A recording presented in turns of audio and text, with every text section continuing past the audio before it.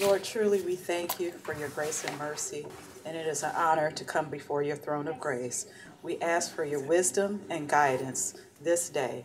In your name, amen. Amen. I pledge allegiance to the flag of the United States of America and to the republic for which it stands, one nation, under God, indivisible, with liberty and justice for all. Mrs. Cresser, would you call the roll, please? Ms. Twine? Here. Mr. Lockhart? Here. Mr. Waddington? Here. Mr. Murray? Here. Mr. Brady? Here. Mr. Poole? Here. Ms. Lloyd? Here.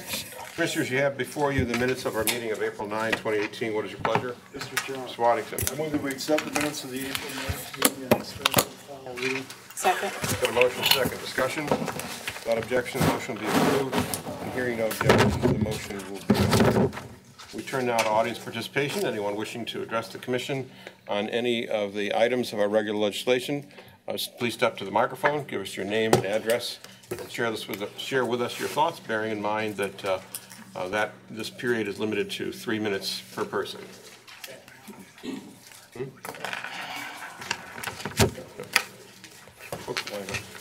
My name is Anthony Harris. I live at 1329 Avondale Street, Sandusky, Ohio. I have my timer available, so I don't go over my 3 minutes. Here to talk about the smoking ban and the vote that's being taken place. Several things. I got bullet points. Got the plan here with me. I want to talk about first the ban on tobacco or any plant products being burnt in the parks, piers, plazas, bikeways, and everything else. I hope you realize that charcoal and wood chips are plant products. There's no barbecuing at the parks. Smoking at the golf course. I understand that smoking will be allowed at the golf course. Is it Mills Creek a city park property? If you ride a bike down the bike path, I understand that you can't smoke a cigarette or a cigar or a pipe while you're riding your bike on the bike path. And obviously, if you can't smoke near a bike path, then you can't drive your car along the designated bike path that is marked on the streets. What's going to happen with the flood of calls that take place from the people that are smokers that can't smoke at the park and see somebody smoking and say, I'm going to report this to the police. What about the flood of calls that are going to come into the dispatcher reporting these calls, and how is the police department going to respond to this? The exempt smokers from paying sales taxes on cigarettes. Obviously, the sales tax from cigarettes goes to help maintain and pay for the parks that we do have. So based on that, are you going to exempt the people that buy cigarettes from paying sales tax on those cigarettes, since part of that money is going to the parks in an area they cannot use? Smoking in your car while in the park property or the pier. You can't sit in your car and the pier or in Little League Park while you're watching a baseball game, light up a cigar or cigarette. And then for health and safety reasons, what about the goose feces that's at the parks? What are you going to do about that? You're concerned about this. You got kids running barefoot, falling in the park. You've got geese that are in every park in the city. Geese, seagulls, and all that. You got feces there. That's just health and safety concern. What about the tourists that leave their cars and they just visit the park, they get out of their car after driving a long way, step out and smoke a cigarette? Are you going to deal with that? If somebody's a smoker and they see a tourist with Michigan tags get out of their car and smoke a cigarette, they're going to call the police and say, hey, I got a smoker down here, you know? What about the pollution from the coal dust from the docks that are wafting across the parks, Lions Park, the piers, and everything else? What are you going to do about that air quality pollution?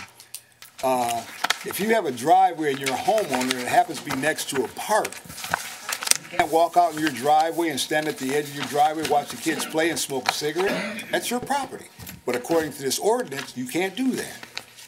What about the parks that are just green space? No apparatus, no nothing, they just sit there. You can't walk through that park and smoke a cigarette? Again, you're going to have smokers that say, if I can't smoke in these parks and I see somebody walking through the park, I'm going to smoke. Well, my time's almost up. Oops, sorry about that. What about the bus stops near the parks? People can't smoke there. What about the, obviously, Mr. Poole told me about the bar patios. You gave them an easement if they have the little iron fences around that like Daly's does. They can smoke there even though it's in close proximity to the sidewalks. What What about the outside restaurants that are going to be there at the new Fike building renovation? People that go in there to have dinner, can they walk outside and smoke? No. It's near an ingress or egress of a public facility. What about when you're fishing at the pier?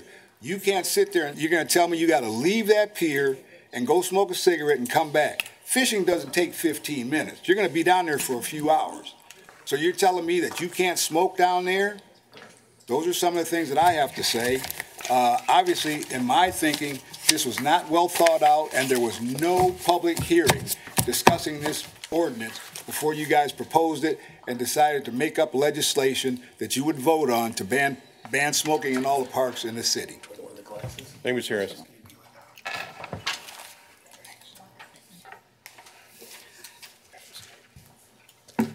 My name is Barbara Linden. I live on the west side. I live out to Muirwood Village. Everybody knows me by now. Our rights are being violated out to Muirwood. 6 years ago, we had people come through and convinced us to take a separate payment plan except for Ohio Edison. Come find out it was a scam. We ended up paying double electric. We had to pay over $100 to get off the plan. Okay, 2 weeks ago, they're back. They came to my door. And right away I told them, I'm not interested. I'm with Ohio Edison. I'm not interested in anything else. Oh, yes, you are. No, I'm not. You were going to listen to me. No, I'm not, and you have to leave. I do not have to leave. I've got permission. Mr. Whoopser gave them permission to come out there. Now, we have a right to say no. If anybody wants to do this, that's their right. But I have a right to say no, leave me alone. So, everybody at Muirwood is watching this right now, and they want to know what to do, okay? We suggested that they put a sign on their door that says, no solicitation. Now, if this female comes back and she starts harassing me again, I'm going to tell her that there's a sign that says, no solicitation, you're harassing me, and I'm going to call the police and have you arrested. Can we do it? Or do we have to put up with this? Mr. Linden, that's not an issue that's on our agenda tonight. This is the first time I think anyone at this table is hearing the concern. What I'd appreciate is if you take that up with the chief. I don't know. I've talked to several people already. Law enforcement can't do anything because the city commissioners have given them permission to come out there. Oh. I thought that Muirwood Village was a private property. I thought that there could be no solicitation, but come to find out, they can. Well, maybe it's something you could talk with Mr. Harris about, because we don't have enough facts to be able to evaluate what you're saying. Well, it's getting pretty bad. We're talking violence. We're also not getting to talk violence now. We're not talking about the legislation's on the agenda tonight either, too. Thank you. You know, folks, I want to take one second to interrupt, because we have a live animal with us tonight, and he's not going to remain in his current state for that long. So what I would like to do, you let him outside. Okay. Well, we do have. I guess this is your guest, Mr. Waddington. Oh, Kelly. Who's presenting our visitor? Just gotta fetch the dog. Presenting, I'm good. Gonna be now or? Tell me when. Yeah, now. Is he okay? All right, I guess I'll read the proclamation. I just want to keep you down in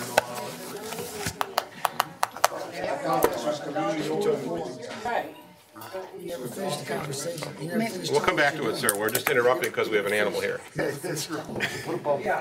gonna do a proclamation. So I'm sorry. We have a live animal here, and then we have a guest from Columbus. I'm going to let him make his presentation, and then I'm going to let the animal get out of here, and then we're going to return to the public comments.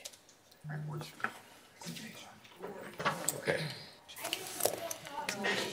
So a dog is more important than citizens? Okay. Well, the dog was about to make a mess in the chambers, so we thought. But shouldn't you have a leash law? You guys created All a right. leash law? We'll wait then. Okay. All right. You might. back outside so we can get left. Never mind. Let her get up and talk. Mr. Russell, I'm going to let you make your proclamation, then we're going to return to the public, to the audience participation.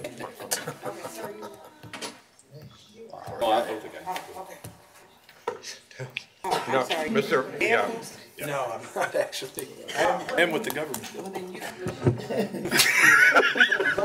here to help. Mr. Russell, Thank you, for being here. Mr. Murray, and ladies and gentlemen of the commission. Appreciate and thank you to the citizens for their indulgence briefly to present this proclamation on behalf of the governor and recognizing the 200th anniversary of the city of Sandusky on your bicentennial.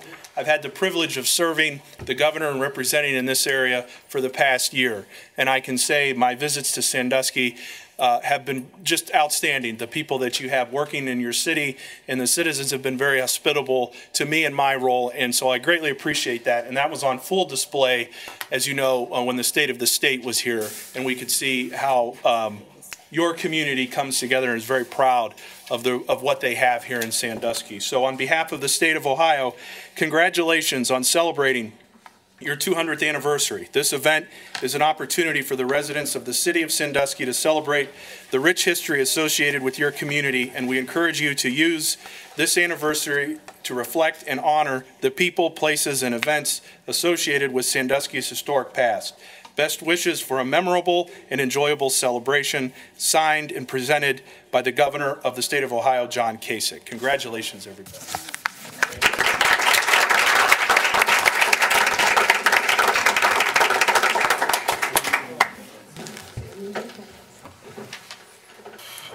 Thank you, Mr. Russell. Good to see you again. Mayor? Thanks, Jason. Are they here?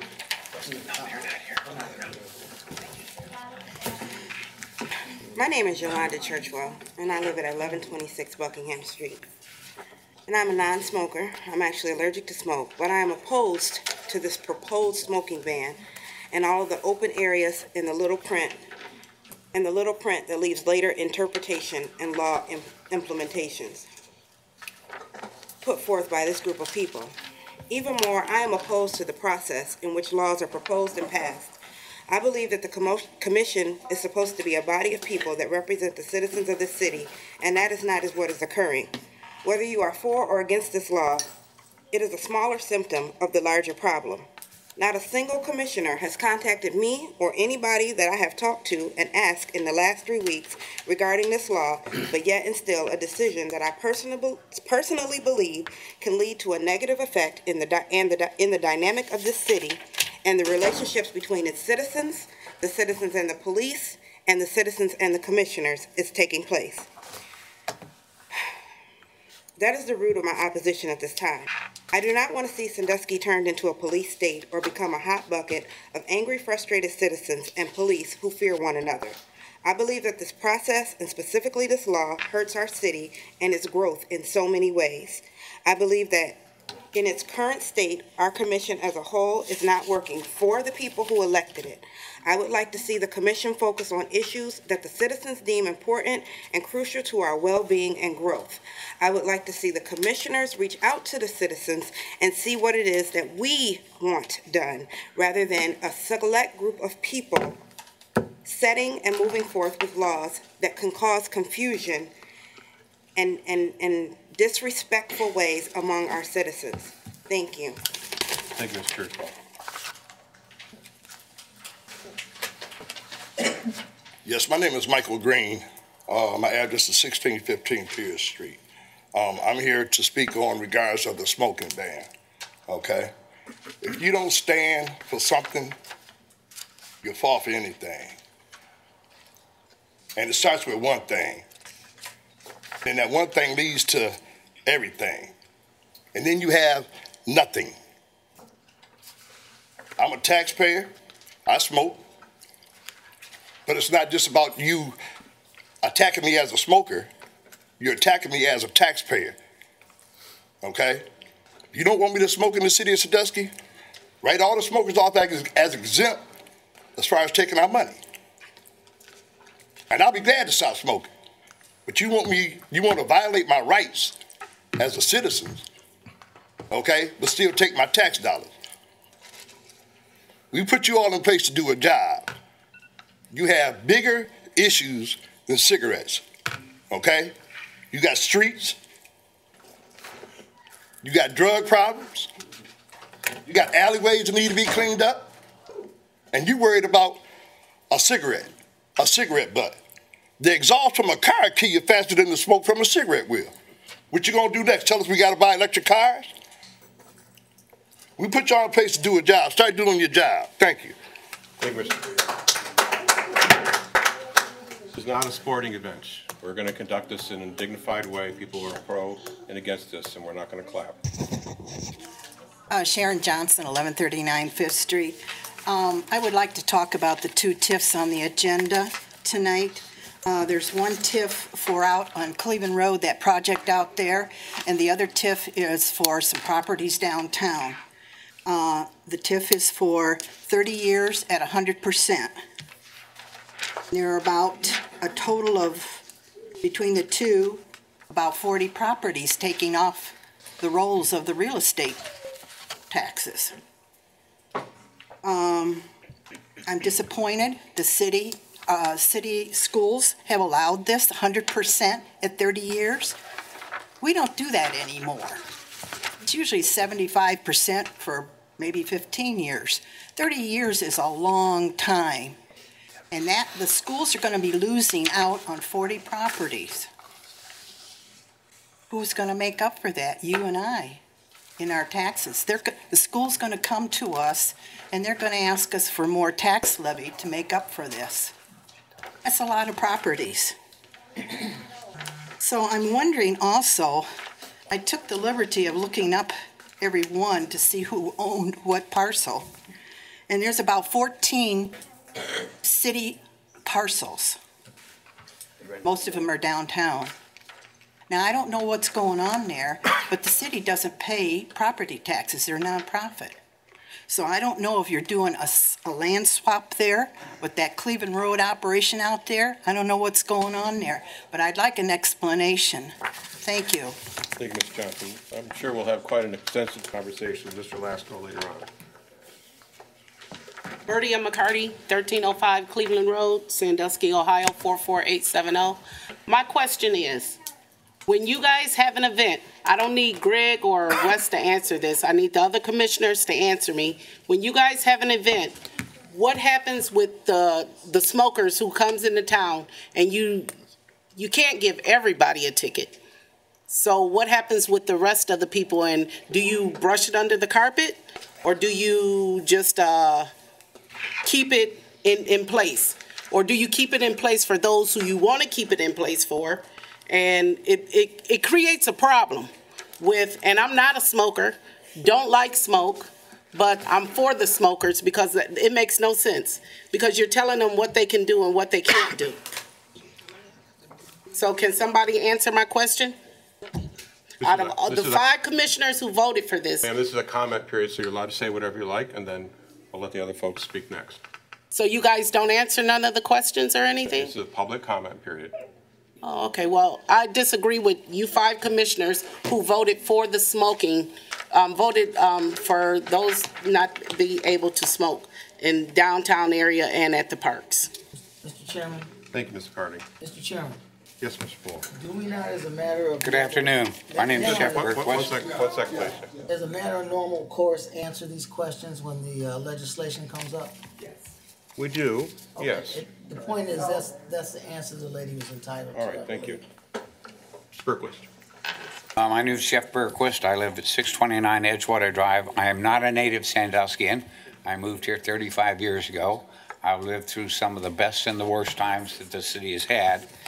And I read today's paper, and we have opium problems, heroin problems, B&E problems, pretty much that whole page.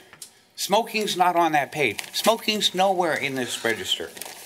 We have roads and infrastructures that borderline third world countries. We have empty houses. I'm a real estate broker.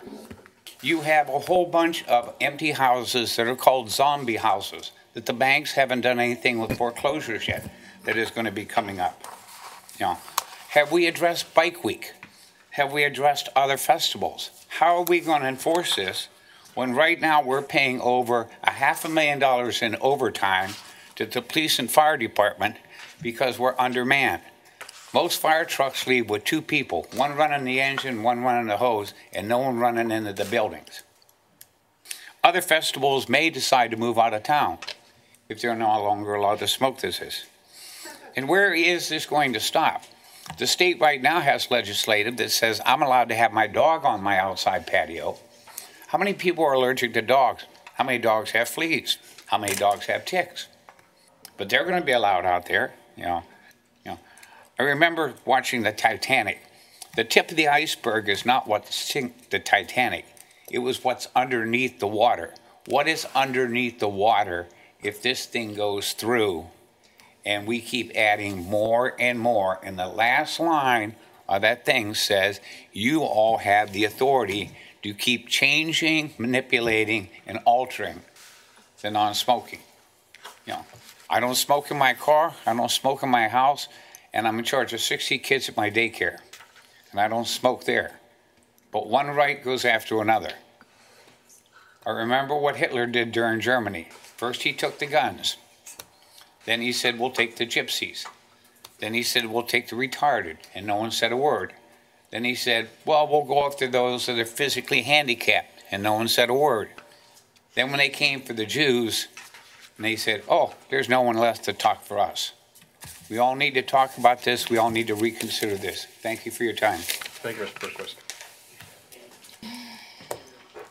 My name's Alan Griffiths. I live at 1231 Wayne Street. I'd just like to commend the commissioners on this ordinance. I think it's an excellent public health message to the city, to the citizens, and especially to young people. By way of anecdote, I'd like to let you know that the third grade class at Sandusky Central Catholic School thinks this is a great idea. When asked to propose legislation of their own, they wanted to ban all smoking in the entire city and have a $1,000 fine. So you're on the right track. Thank you. Thank you, Mr. Griffiths. My name is Ryan Whaley. I'm on Water Street. You done? I want to commend the 5 commissioners that are proposing this ban, and I'm not going to get into the litany of reasons why this is a good thing, but it makes me know that you guys are doing your job and doing it correctly. Because yes, this is a hot button issue. There's some backlash, and you're not using it for a political move. You're doing it because you know it's better for the city and it's better for the future. So good job, guys. Lastly, if you celebrate with a cigar, though, don't throw it in the park. Thank you. Thank you, Mr. Whaley. My name is Lori Chris. I live at 1334 5th Street. People respect people that smoke. They try to move away, but it is our right to smoke. You have taken away smoking in restaurants, smoking in bars. Hey, where's there more problems with alcohol? But that's okay, because people like to have their drinks and their food and everything. Where's there more calls at? The bars? I think it's our right, and don't take it away from us. Thank you. Thank you, Ms. Chris.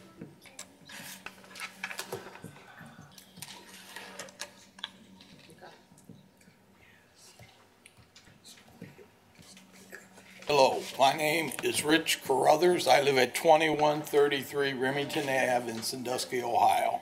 This is the first time in the 64 years that I've lived in the community of Sandusky, Ohio, that I've come to a city commissioners meeting to voice my opinion. And being that I am totally disabled, this is not an easy thing for me to do. But I'm so upset because the people I voted for decided to put in things that they never talked about when they were running for election. I never said I wanted somebody to tell me that I can't do things, I can't smoke in my car that I pay for, that I can't, get in and out of my car. Things are being taken away from the disabled in this town. There's a difference, there's what you call disabled and there's what you call handicapped. Well, it's really hard on the disabled people. And you're here to represent me and all the other people in our community, not to make decisions for us. Thank you. I'll leave you alone for the rest of the night. Thank you, Mr. Carruthers.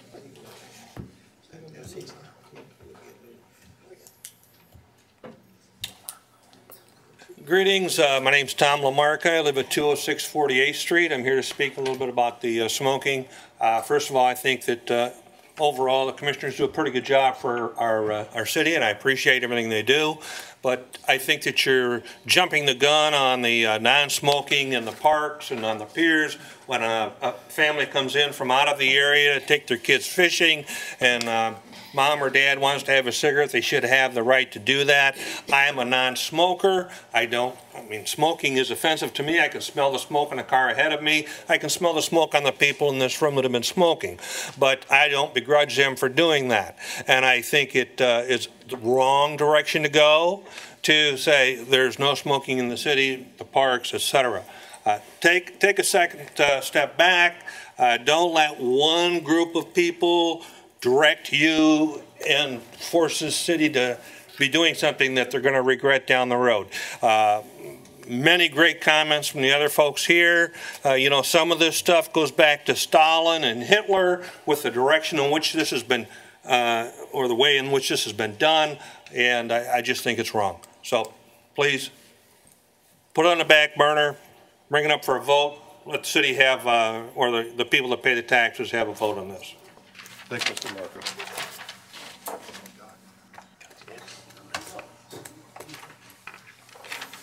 Hi, my name is Patricia Burling. I live at 215 East Shoreline Drive, apartment 506. My concern is, yes, I'm a smoker. There are people who we can't smoke in our building. That's fine. But there are people who are in electric wheelchairs and stuff, and the only places they can get around to locally is down in the parkways. You're taking away the right of them to smoke. Then I think a bigger concern is the trap houses in this town where the drug addicts go to. Their syringes, their dirty condoms, people sleeping in the outhouses down at the parks because they're not being manned. And I think that's a bigger concern. I know I've lost a nephew, other family members who are addicted to drugs, and I think that's a bigger concern than the smoking at this point in time in life. Thank you. Thank you, Ms. Burley.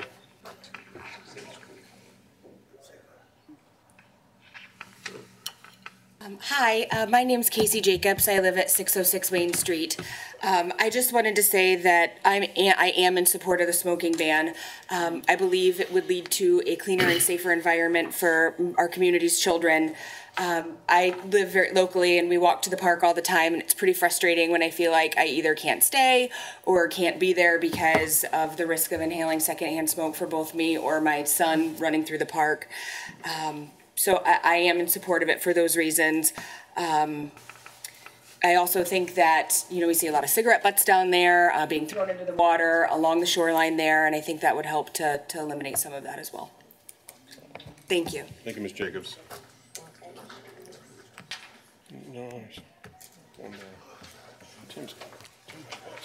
Catherine Carter, 5309 Columbus Avenue.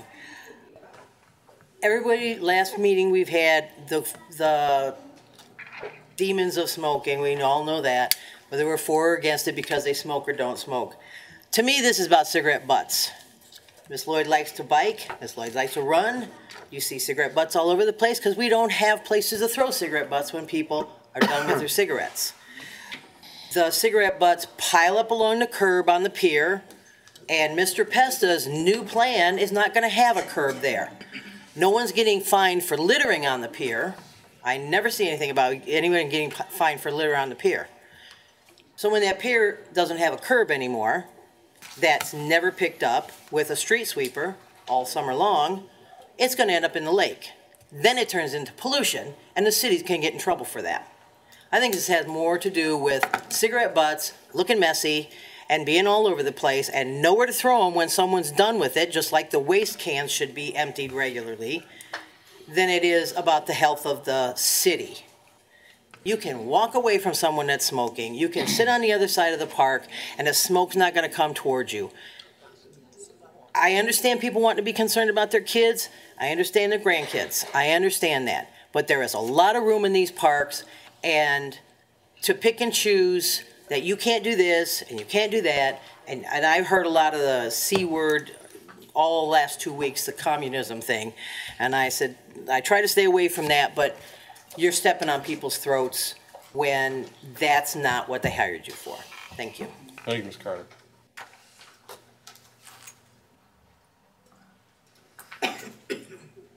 Hello. My name is Martha Platt. I live at 1217 Columbus Avenue. I know that people are concerned about the smoking issue, so I just want to bring up a couple of other things involving that. First of all, two of your commissioners specifically said the reason they were doing it, voting for the ban on smoking, was for children. Yet neither one of those commissioners said anything when Mr. Klein said that there would be no sidewalks when the new school started, that the sidewalks are going to start in 2020, and that the school itself is set to be built by 2019. Now, I went to Coffee to Commissioners. I spoke to Mr. Waddington, Mr. Murray, and Mr. Brady. I brought up the fact that there is no crosswalk on Campbell Street to get to that school. So what you're asking is the people that are so concerned about children, 4th, 5th, and 6th graders, when daylight savings time changes, walking in the dark with no crosswalks.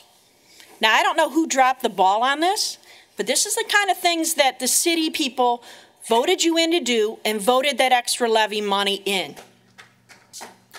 The other thing that I want to say is that, okay, everybody wants to come back and find the person who's smoking.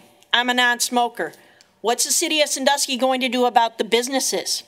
By law, every business has to have a sign that says where to call if their business is in violation, and has to have the phone number, and it is a $100 fine for every business. So that means if you own your business and you need to run out for a cigarette, if you're smoking right in front of your business, you're in violation. Any one of these people can call the number that you are supposed to have posted on your business. So my question for the commission is, what is the commission going to do about asking their businesses in downtown to do the legal thing of putting a sign up on all the businesses that have to be a part of this? The other question is the 30-year tax exemption or abatement we're going to give Cedar Point. Cedar Point is doing that, building it in conjunction with us, so that their people never have to leave their grounds to eat, drink, or do whatever. Their kids will play at Sports Force and the new indoor gymnasium, and then they will go back to the Cedar Point bars, and they will drink and eat there and do whatever. That's fine.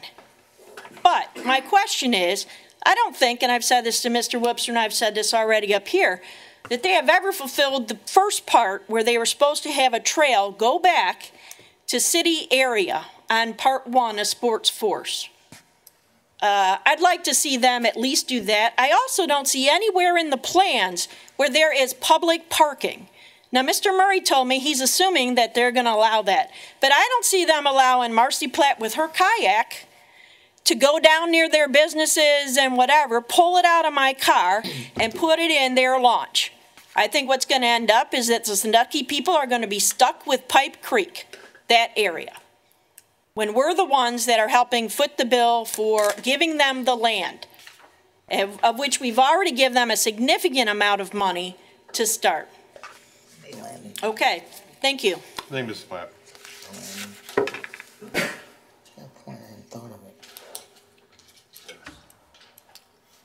I wish I wasn't so busy working. My name's Carol Hay, over on Hayes. I wish I wasn't so busy working so I could have got the statistics, the actual reading of this down for the place here.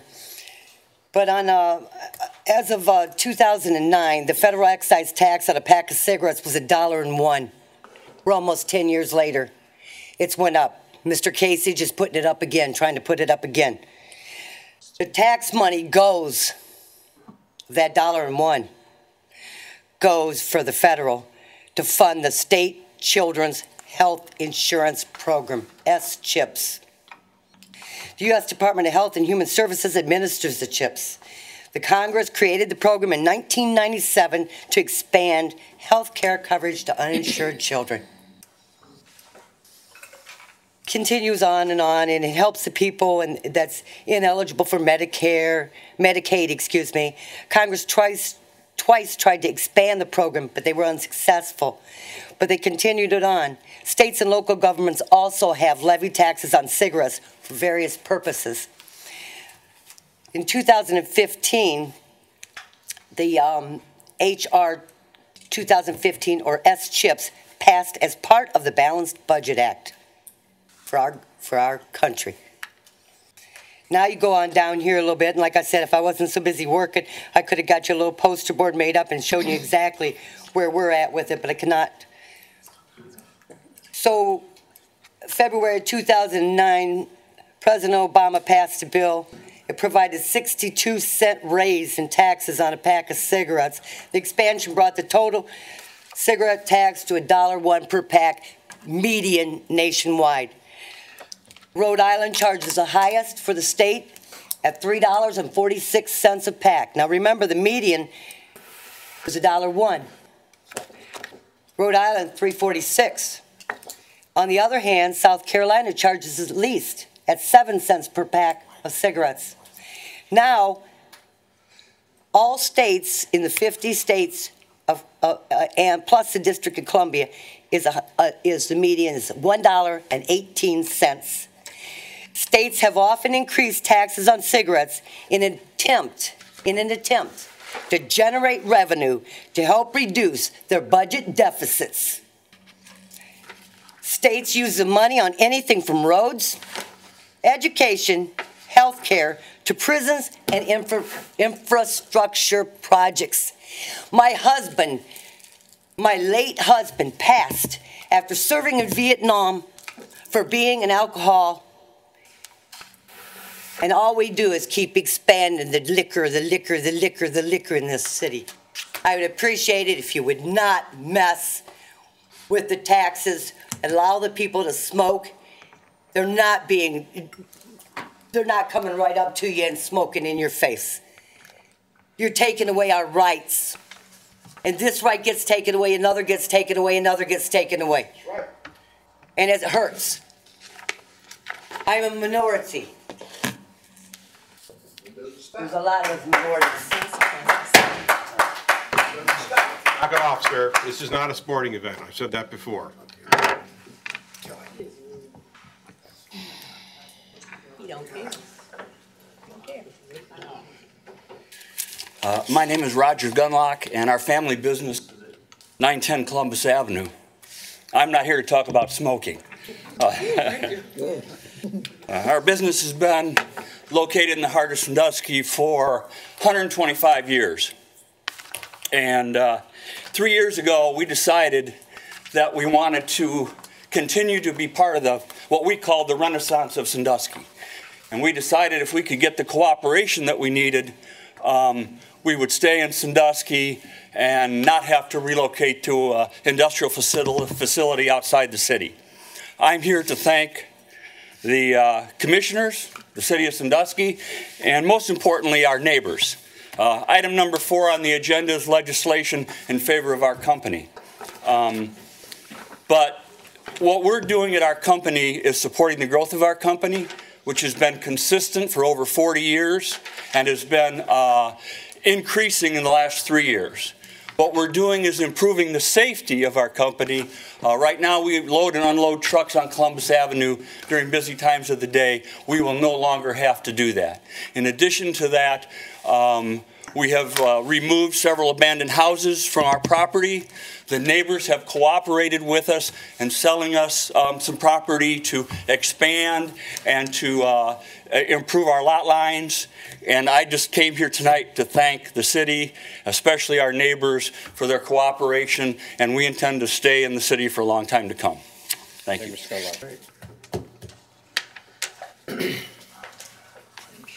Thank you, Mr. Mayor, Sandusky City Commissioners, staff. Tim Schwanger, 362 Sheffield Way. At the Coffee with Commissioners meeting this past Saturday, the smoking ban issue was discussed. Each commissioner at that smoking ban meeting, or the Coffee with Commissioners, was asked to attend the smoking ban public hearing at the UAW Local 913. Mr. Poole and Mr. Lockhart were there, but no one else attended. Out of that meeting, we had 50 residents. I see a lot of the faces here today. A lot of folks couldn't make it. Out of that meeting, we decided that what we're going to do is we're going to attempt to repeal this smoking ban. When you vote on it tonight, we are also going to attempt to repeal issue 8, the income tax increase. Three questions I do have that maybe you can answer when you get to this smoking ban issue is, number one, somebody brought it up earlier, the golf course has been exempted. We all know Mr. Waddington is an avid golfer. Number two, that was not mentioned, is the Sandusky Bay Pavilion and Amphitheater is also exempt. That was not mentioned in the ordinance. We all know we have several events there that children attend. We have the Touch a Truck, we have Movies by the Bay. Don't know if there's a little bit of protectionism going on there also.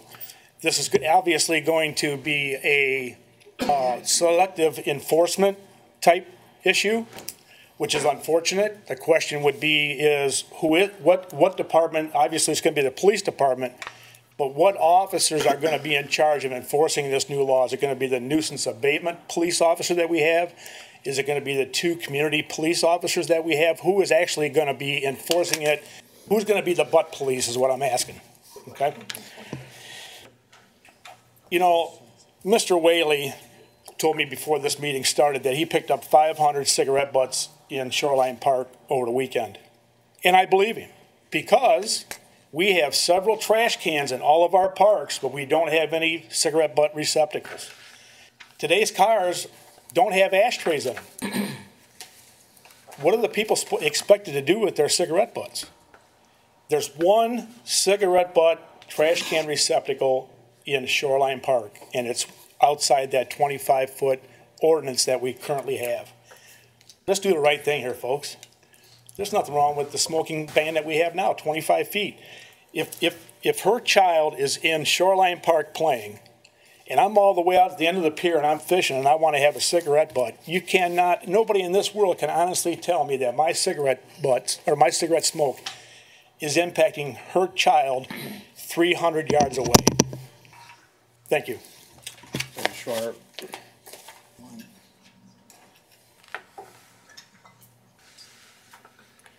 Robin Hudno. I live at West Washington Street. I am a downtown business owner. I stand in support of the smoking ban. I am a smoker. I am a veteran of the United States Army. First off, I have something I wanted to say, but you know, you talk about all this money being spent, so if there's no smoking in the parks, then you won't have to worry about putting all that money for the smoking butt trays, right?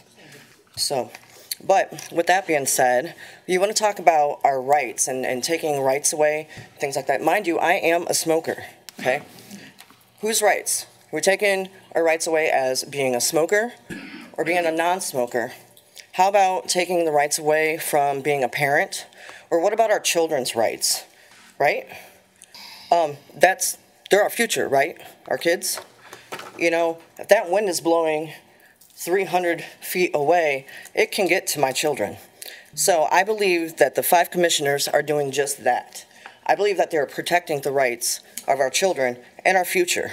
As a smoker myself, I would be heartbroken to find out that any one of my children, I have 4, started smoking. I would be absolutely devastated. These commissioners are not saying that you cannot smoke. They're saying, let's keep our children unexposed.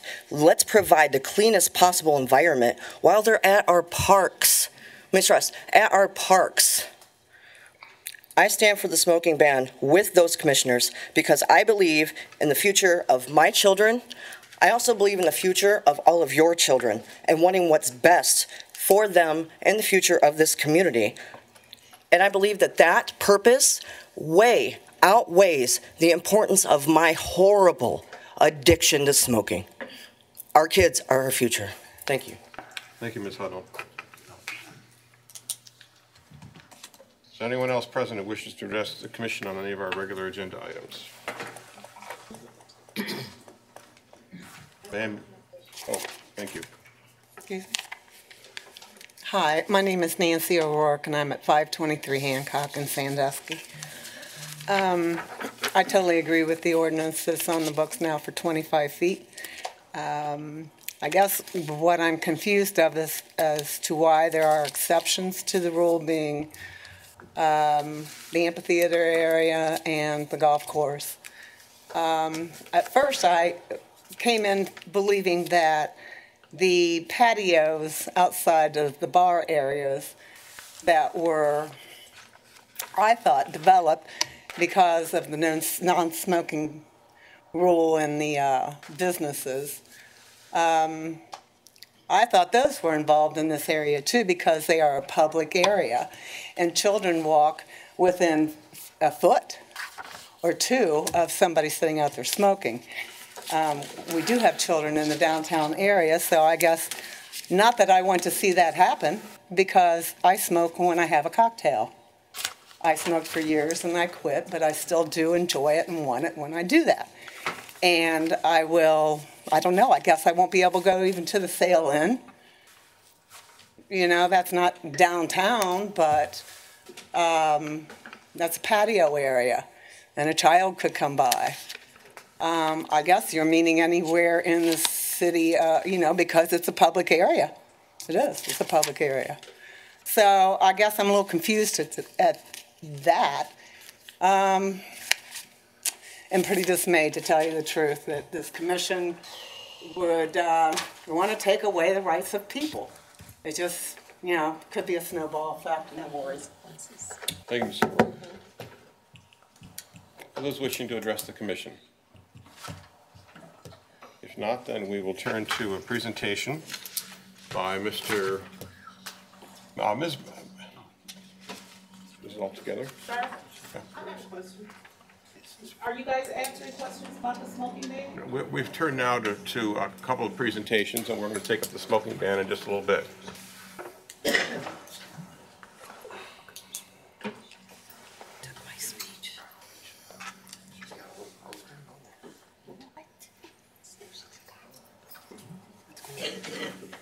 No, my.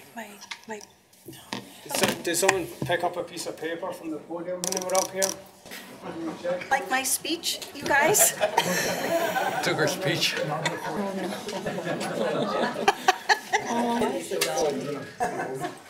Darn. She needs some speech. Oh, it's a steak? Thank you. Thank you. What? No. Ms. Brooks, Yes. the floor is yours. Okay. Wait a minute. Don't start that. Okay. On behalf of the Society, for the Humane Society of Erie County, I thank you for your proclamation and for your time this evening. For your bicentennial files, I have given you each a copy of the April 1946 Register article about that year's proclamation for Be Kind to Animals Week. So I appreciate that you're willing to do this again in 2018. I'd like to share with you a history of the HSEC. It was founded in 1875 and incorporated in 1900. The organization had as its purpose the protection of humans and animals from cruelty, abuse, and neglect. Sandusky Register publisher Mr. I.F. Mack was its president in 1884, and in 1892, the mayor of Sandusky, Mr. Burkle, expanded the society to include all of Erie County.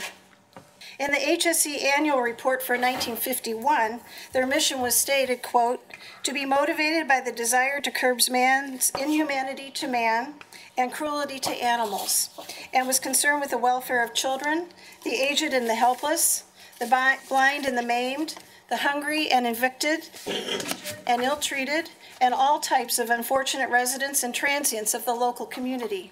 In like manner, it strives to check any and all forms of cruelty to animals and to better their condition, unquote. As commissioners have before you, you have shown your concern and compassion, and we are grateful for your support.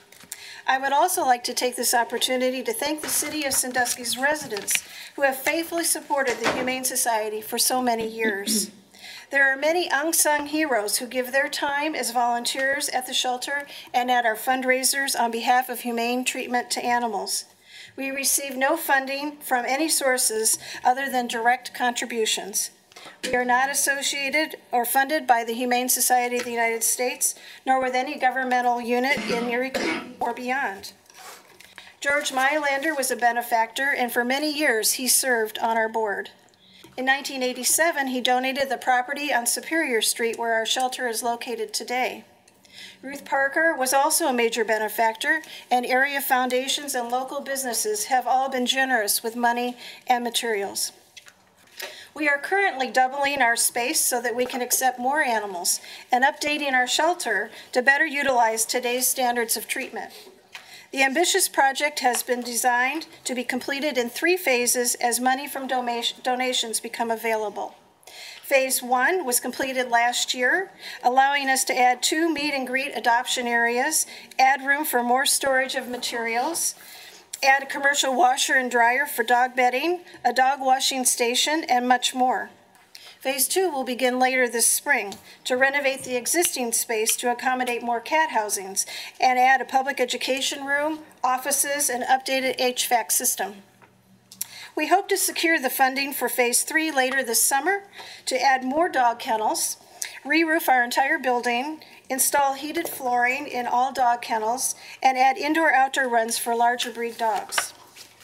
Our capital campaign of $700,000 was launched last January. It has been very successful, and we need only to raise $170,000 more to complete our project.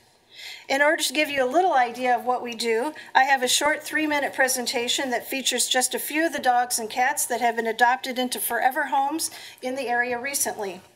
And please come visit us for a more complete view of what we do. We'd be happy to give you a tour.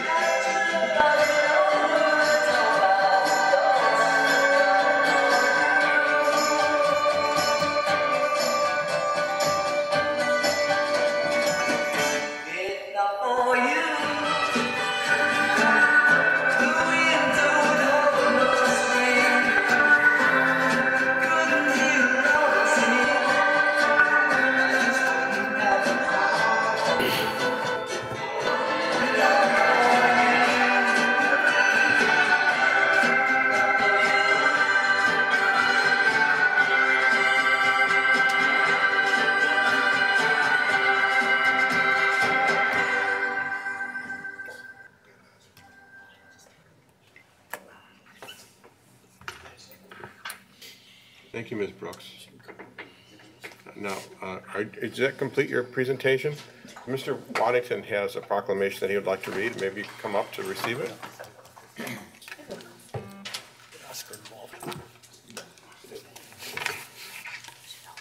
Whereas we have been endowed with the moral obligation to protect animals from pain, fear, and suffering, and whereas humane education is an important resource for instilling virtues of kindness, compassion, respect in children and adults, whereas the mission of the Humane Society of Erie County, Ohio, is to educate residents of Erie County on proper care, housing, support of animals, to strive to prevent animal cruelty in Erie County, and provide temporary shelter for homeless pets. And whereas we commend the Humane Society of Erie County and its shelter, Mylander Haven, for the work they do in caring for animals. And whereas Be Kind to Animals Week is the oldest comparative week in American history and has taught generations of school children these important values since 1950, making it the longest running humane education effort in the nation's history. And whereas the first full week of May, starting on Sunday, has been set by Congress as the annual celebration of celebrating the importance of kindness to animals. Now I therefore, Dave Waddington, on behalf of the City Commission, do hereby proclaim May 6th and May 12th, 2018 as Be Kind to Animals Week. In the City of Sandusky, do heartily ask all citizens to participate in supporting the efforts of the Humane Society of Erie County, dated this 23rd day of April. This is the original, so thank you.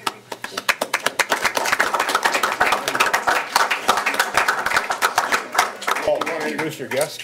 Yeah. Yeah, he's been here for a little while.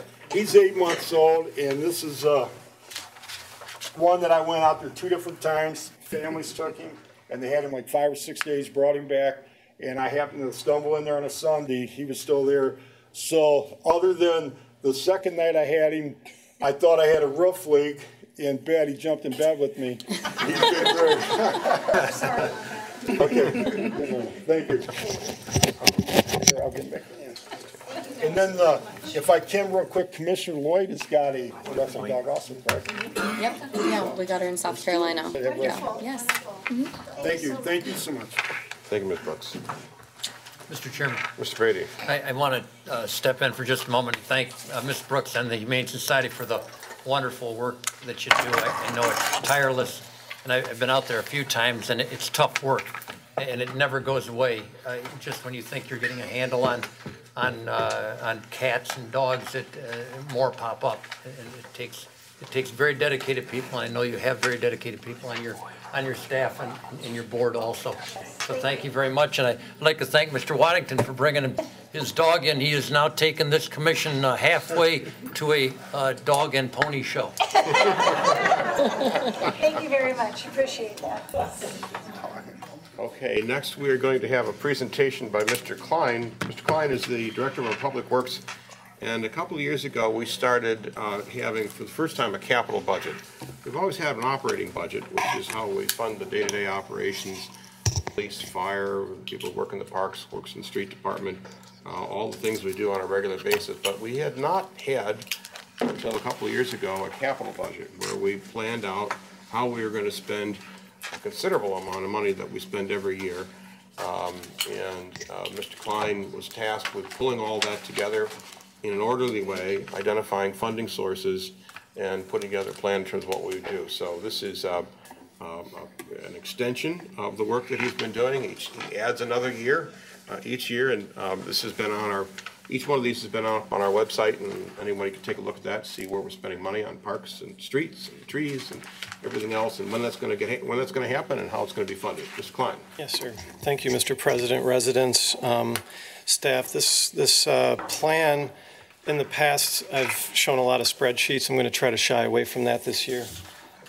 So this is the 2018 plan, and what I'd like to do is I'd like to show some of the renderings. One of the big things that you'll see that's new in this year's plan that we didn't have in previous plans is the Sandusky Neighborhood Initiative. So you'll see on here in the bottom left corner, you've got the Chesapeake Parklet, you've got the Cove area up in the top, you've got Hancock Corridor here on the right, and you have the Venice Road Connector. And what I wanted to show is that there's a bunch of different levels of projects. Some of them are large projects, and some of them can be real small as far as just planting some trees. So The next slide, downtown. You've got the Jackson Street Pier over there on the left, Shoreline Drive on the top. You've got City Hall in the middle and the bottom, and then the Fike Building is included in there on the right-hand side. One thing that I would like to make sure that I point out with this is that those numbers are really large, but the reason for those numbers being large is that there are TIF dollars that are going into those two projects, the Shoreline Drive and the Jackson Street Pier in particular. And one thing that I get questions on a lot is why can't we use that money for streets or for like that throughout the city? And I want to make it very clear that, you know, these TIF dollars, things like that, have boundaries, have restrictions. We can't use sewer money to repair our roads. We can't use water money for the same thing. So that's why these numbers are shown on here the way that they are. The next, you'll see parks. Again, we have various levels of funding for what's needed at these parks. You've got the $46,000 that was approved a couple weeks ago at the Pike Creek Wildlife Preserve. You've got Landing Park there on the top of the slide, and then down on the bottom you have Central Park. And by no means are the images shown on here everything that's included in the plan. This plan, I have several copies. There is a lot of information in that document. We've got Huron Park and several other initiatives that the Parks Department is putting together. Everybody knows about the Sandusky Bay Pathway. These are renderings. What you'll see is $2.5 million over 5 years. Some of that in 2018 shows up in the Shoreline Drive project, so if it doesn't specifically say Sandusky Bay Pathway, be assured that it is in there, and we are allocating those funds. So in outlying years, in 2019 through 22, you will see that that money is allocated very specifically. So like I said, there's a lot of spreadsheets in the document. There's a lot of information in there. I'd be willing to hand those out to people if they want them and even have some discussions. My information will be at the end. So one of the questions that came up a few weeks ago was issue 8, what was the promise and what are we spending now? That's where this slide is. These numbers on this slide, as you can see, the campaign promise of $1.25 million is a combination of two items that were addressed. One, local infrastructure for $750,000, and then a major infrastructure for items that came out of the bicentennial vision and other planning processes. That's what makes up that 1.25. And as you can see in the budget in 2018, we have right around 1.47 million, so we are exceeding that by a couple $100,000. And I would like to point out as well, in 2016 and 17, we exceeded that 1.25 number significantly. And that's because as revenues change throughout the year, this plan is a fluid document. It's not specific, and it is approved, but these numbers are going to change as projects come in. And another item that I would like to point out as well is in the plan, the major infrastructure column includes capital, CDBG, and issue $8. So these numbers won't match up exactly with that column. This next slide, I have a spreadsheet here that has the streets on it from 2015 through what we're planning in 2018. These numbers here, the 19 and 2017, that's for street sealing, for street resurfacing, reconstruction. It's a variety of projects, and it's for those streets and roads that we hit through the year. And Ms. Kresser has several copies of this for anybody that might want it. And it does detail out the streets that we will be looking at in 2018, which are also included on this slide. And as you can see on 2019 through 22, it's not a comprehensive list. We have other streets that the street department does in-house, but we plan those after the winter and after we see what's happened. So on the left-hand side in 2018, those are the streets we're planning on hitting. Again, this plan is a fluid document. You see McCartney Road on there. In the plan, it actually will show 2019. But as recently as Thursday, we got some phone calls, and we're hoping to be able to push that project up to 2018. The two projects that I would like to point out are the two in the top in 2020 and 21. That's all of US 6, Route 6, from the East Corporation limit to the West Corporation limit. Those projects are ODOT projects, roughly $2.8 million being spent, and the city is contributing just over $1 million, 1.2 to those projects. So that's why there are less streets shown in there. And these are the numbers, the summary for each type of the categories. You've got the sewer numbers and the water numbers. I don't touch on those too much. People want to see streets and recreation and those types of things more so, but I would like to point out that the sewer number and the water number, those are initiatives for the combined sewer overflow system, for Venice Road, the lift stations. Those are the big infrastructure projects. We take out OWDA loans typically for some of those, but we are, I do every year look at our rates, do a rate study, do a rate analysis, and I did that again this year. We look fine for the foreseeable future. So those numbers, even though they're very high, things like on Shoreline Drive, we're making sure that we're doing the sewers and water lines while we're tearing them out as well. So with that being said, I have a pie chart that kind of details everything. Again, all this information is in the document, and I would be willing to answer any questions at this time. Mr. Klein. Commissioners?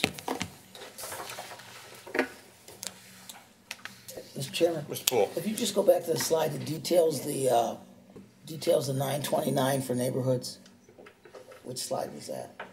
It gave the detail. That's also on this slide. If you see the top of the neighborhoods. I see the number. I mean, there was a detail on it that showed how you broke it down. That was. This one here? Is that the one? Is that what those 4 projects is $929,000? Is that what you're telling us? Through you, Mr. President. No, that's what I was asking. What's the breakdown? That 929 includes all neighborhood programs, the housing, all those other programs. That's the neighborhood category that we have set aside. It's not going to include sidewalks and things like that. That's an infrastructure type project. Is that your next slide? Go to the next slide. One more. Keep going. Keep going. There you go. All right. That's the one. 218 budget. Planning in neighborhoods 45. Okay, thank you. Anything else, commissioners? Thank you, Mr. Klein. Oh, I did have one question. At the beginning, you mentioned, did you indicate that TIF money may not be used for sewers and water? No, You didn't mean to indicate that. I meant sewer and water money can't be for streets and things like that. That's set for sewers, for water lines. The TIFs all have specific requirements as well. TIFs and CDBG, for example, if we choose to, we can apply it to Obviously, sewers, water lines, or pretty much anything we like. Obviously, I'm not as well versed on TIFs as Mr. Lasko or several others, so I don't want to act like I know what I'm talking about, but. Thank you. Thank you, Mr. Klein. Now, Ms. Blanca, you are here to conduct a hearing on the 2018 CDBG program, and Ms. Blanca, folks, is our development manager for our CDBG program. Thank you, Mr. President and members of Commission. This will be the second public hearing concerning the city's 2018 Community Development Block Grant Program year. The Community Development Block Grant is a federally funded program administered by the Department of Housing and Urban Development, and as an entitlement city, Sandusky directly receives an allocation of funds to carry out selected activities within the community. All of the funds must meet one of 3 national objectives. These include low to moderate income benefit, elimination of slum and blight, and community urgent need. Sandusky anticipates an allocation of approximately $650,000 plus an additional $450,000 in carryover funds and $50,000 in program income for a total of $1,150,000 for program year 2018. The proposed program year 2018 activities have been selected through a public process involving involving public hearings and meetings. The first public hearing was held on February 26th during City Commission. Additionally, 2 consolidated plan advisory committee meetings were held on February 16th and April 5th. The draft plan was made available for a 30-day public comment period, which ended at 5 p.m. on April 22nd. Applications were made available for funding and reviewed for completeness to determine eligibility through a scoring system using a preset ranking system. The proposed activities in the draft plan include the following: program administration, $121,000; fair housing, $9,000; public facilities, $725,000; clearance and demolition of residential structures, $100,000; code enforcement, $75,000; the Erie County Health Department 211 program, $5,000; the Erie County Senior Center Meals on Wheels program, $15,000; the Volunteers of America Crossroads Emergency Shelter and Transitional Housing program, $15,000, and then the OGO Reach program was $15,000 as well. This budget includes $450,000 in anticipated carryover funds. If there is carryover in the demolition activity or code enforcement activity, that carryover will remain within the activity for Program Year 2018. Any additional carryover from any other activities will be placed in public facilities. The amounts shown in this draft plan are estimated amounts based on previous year allocations. Once the City of Sandusky receives its allocation amount from the Department of Housing and Urban Development, the plan will be adjusted to match the actual allocation, and legislation will then be brought to City Commission for approval. Thank you, Ms. Blanca. Commissioners, questions or comments for Ms. Blanca? If she would, Mr. Chairman, if she would, the 700 or whatever it was on public facilities, what's that going to be spent on? So the $725,000 for public facilities is going towards Jackson Street Pier and Shoreline Drive reconstruct projects. We're anticipating $350,000 of that to be carryover funds, and then $375,000 of new funds. One more question. Since you're the expert, is CDBG money available for water lines and sewer lines? Can it be if we choose to? I actually have never been asked that before. Okay. I would say potentially, as long as it's meeting all the requirements, then yes. Additional questions or comments? Mr. Lockhart. Is CDBG money available for fixing roads? First question. Second question would be, what was the time period that the application was open for the CDBG funds? So to answer your first question, yes, we have used CDBG in the past to complete road reconstruction projects. To answer your second question, let me find it for you. Applications became available on February 16th, and they were due 3 weeks later on March 9th. And was that inclusive of the weekends, or was that during the week? So how many actual business days was in there? 15, I guess, so 3 So weeks. about 2 weeks. 3 weeks. Okay.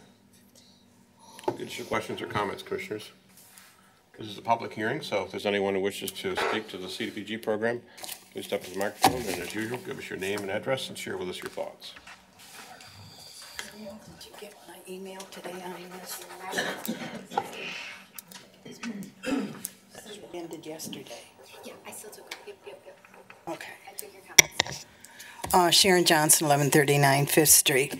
I have a couple comments on the CDBG budget here. Demolitions last year was figured in at $148,000. This year, it's $100,000, so it went down. I would like to see the demolitions money be maybe $150,000 to $200,000 to get this backlog taken care of. The rate we're going, it's going to be years before we clean up this backlog. Now, I know the county land bank has a grant, but that seems to be moving kind of slow, and there's some restrictions on it, more restrictions than the city has. I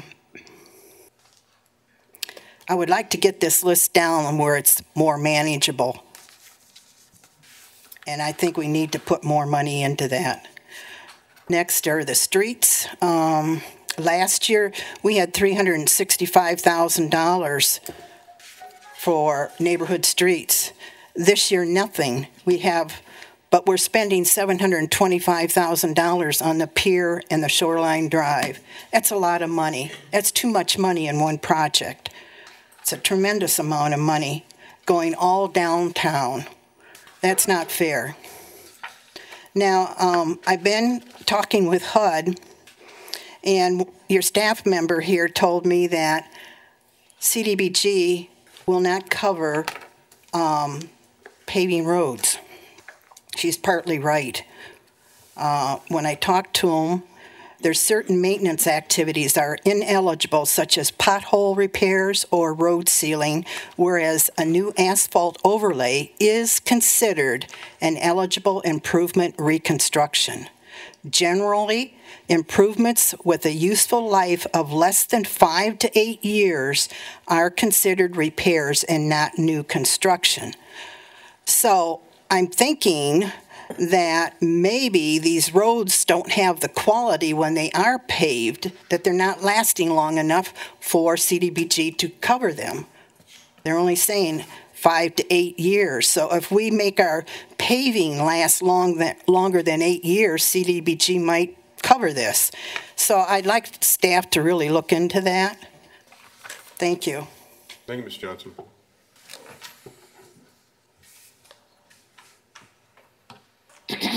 Question, Marcy Platt, 1217 Columbus Avenue. When we originally talked about the Jackson Street Pier, it was going to be covered by what was called a TIF, tax incremental financing, correct? Every time I come to a meeting, the Jackson Street Pier is being funded by something else. And I'm really confused by this. It's like it's a shell game. We're moving it all around to see which program it can fall underneath. The more we're making this a park, the Jackson Street Pier, the less it is for low to middle income people. By taking a lot of the fishing off that pier, not allowing people to fish, park their cars to fish off there, you're losing a lot of that low to income people. So I guess I'm very confused by this movement of the TIF money. Why does it keep moving off the pier and on to other things, and why do we take something that's specifically for low to middle income interests and give that money to the Jack Street Pier that is already covered by a TIF? Thank you. Thank you, Ms. Platt. Anyone else wishing to speak on the CDBG hearing? If not, then the hearing is closed, and we will turn to our regular items of business. First, Commissioners, would someone care to make a motion to accept the communications from staff recommending various pieces of legislation? So moved. Second. Then a motion and second discussion. Without objection, motion be approved. Hearing no objection, the motion is approved. We turn now to the handful of consent agenda items. Commissioners, are there any items which you wish to have removed from the consent agenda and placed on the regular agenda? If not, then Mrs. Cresser, would you present the consent agenda items? Yes, Mr. Murray, the first item A is a new D5J liquor permit for Zeller Gaming LLC, 142 Columbus Avenue. Item B is the purchase and sale agreement for a parcel north of 713 Decatur Street through the city's land bank program. Item C is a lease agreement amendment with Lake Erie Island Cruises LLC for the Good Time vessel. And item D is for the disposal of firearm magazines for the police department. Commissioners, having heard these communications, how do you wish to proceed? Mr. Chairman, Ms. Lloyd. I'd like to make a motion to accept the consent agenda and declaring that all ordinances and/or resolutions A through D as drafted and presented to the City Commission under the consent agenda shall take effect in accordance with the section reflected in the ordinances and/or resolutions A through D, whether it be in accordance with Section 13 or 14 of the City Charter. Second. Been a motion, second discussion. Ms. Cresser, would you poll the commissioners on the motion, please? Ms. Twine? Yes. Mr. Lockhart? Yes. Mr. Waddington? Yes. Mr. Murray? Yes. Mr. Brady? Yes. Mr. Poole? Yes. Ms. Lloyd? Yes. And now on the ordinances and the resolution, please. Ms. Klein? Yes. Mr. Lockhart? Yes. Mr. Waddington? Yes. Mr. Murray? Yes. Yes. Yes. Ms. Liddy? Yes. Those items are passed. Now the regular agenda, Ms. Cresser, item number 1, please. Yes, item number 1 is a second reading for an ordinance amending Part 5 General Offenses Code, Chapter 521, Health, Safety, and Sanitation, Section 521.101, Smoking Prohibited at City Parks of the codified ordinances of the City of Sandusky, in the manner specifically set forth here and below. Commissioners, having heard this communication, how do you wish to proceed? Mr. Chairman, Ms. Lloyd. I move for the adoption of this ordinance under the second reading. Second. Been a motion and second. Discussion. Mr. Chairman. Ms. Lockhart. Hard to tell where to begin, but I guess we could start out with this particular proposed legislation. You know, a year and a half ago, I think in 2016, we started out with some contentious talks at that point, and we settled somewhere around 25 feet away from playground equipment where smoking would be prohibited. Since that time, no major disturbances or anything has happened, and it seemed to protect the interest of children. Moving forward to today, or just at the last meeting, or before, I'm sorry, 326,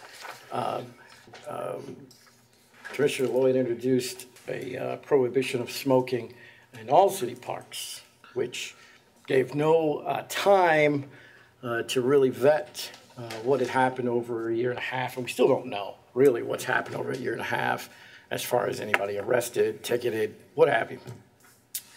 But I do know this, that it seems that we're using a bully policy to try and propose, or excuse me, force this new legislation on the citizens of Sandusky when it's clear that they don't want it. Now, to put this in comparison, we had what we call transient rental. And it was a hot issue, hot issue. We held numerous public meetings on transient rental for the Chaussee.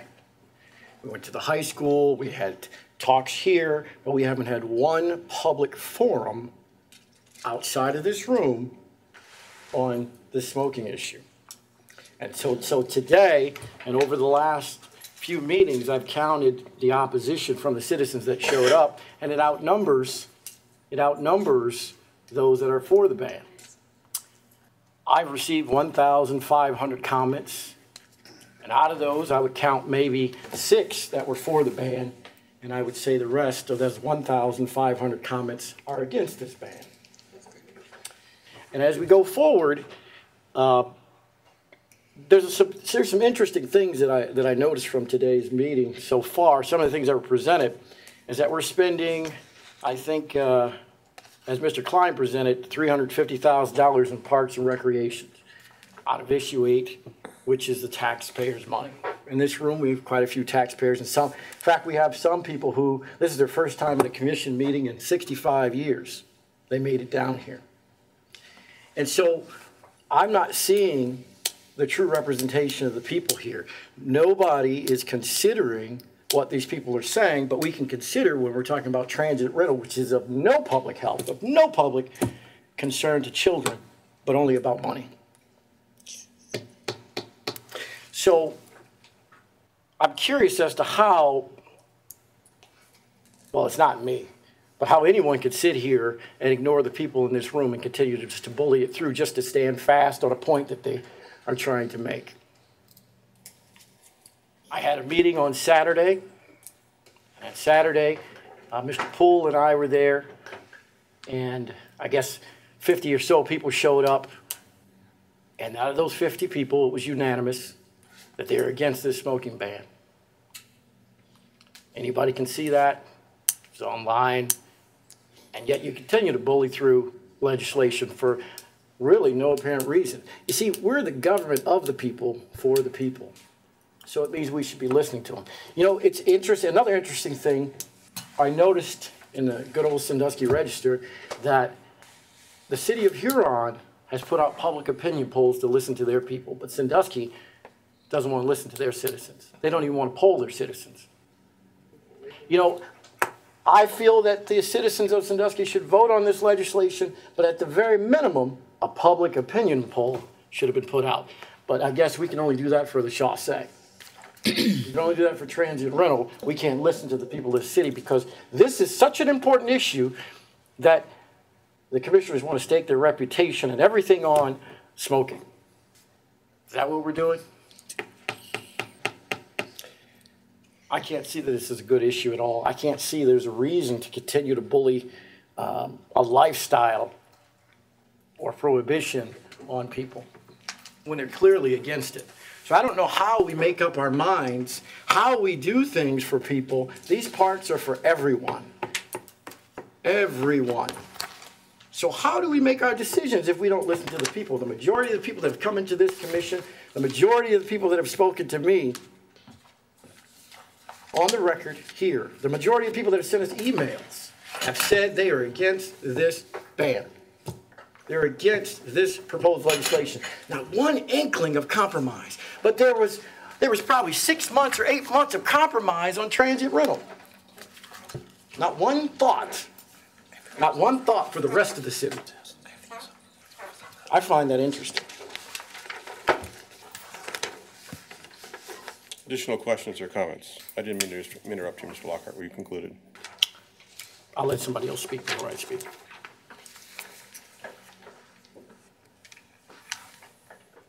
Mr. Chairman. Mr. Poole. I'd just like to hear the answers to start with the questions that were posed by the posed by the audience. Mr. Chairman? Mr. Waddington. Mr. Schwanger was well knew on Saturday that we were all going to be at the cleanup. And that's why we didn't make the UAW meeting. Mr. Brady, all three of us, Mr. Murray and myself, all were at the cleanup. Ms. Legg was at the cleanup. And that was done prior to the notification of your meeting. So I just want to make that clear. Okay.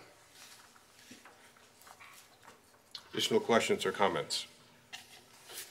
Are we going to answer?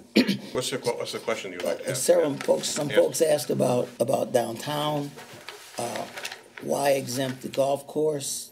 Some folks asked about, and it was which made sense, the Marina Pavilion, which is where I think all we have down there are kids' events, just why they were exempted. So that's to start. Additionally, I think one for the police chief.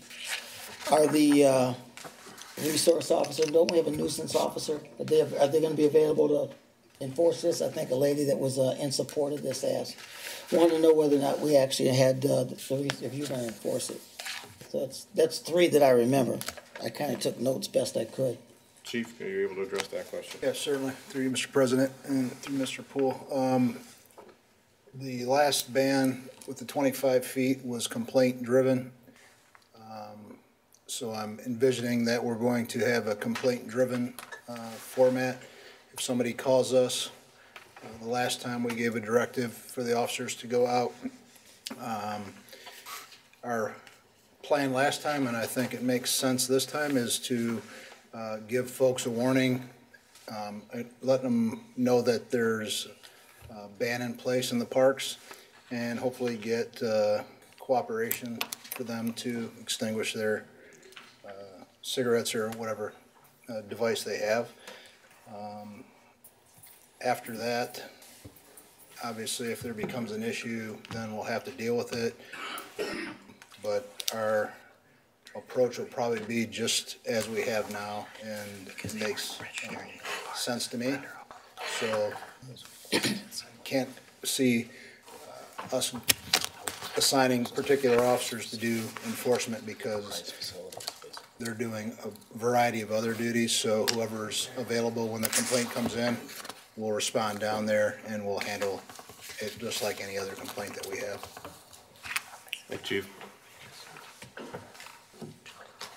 The other two?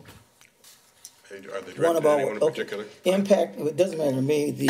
Someone talked about the impact of this downtown on Bike Week and exemption of the golf course.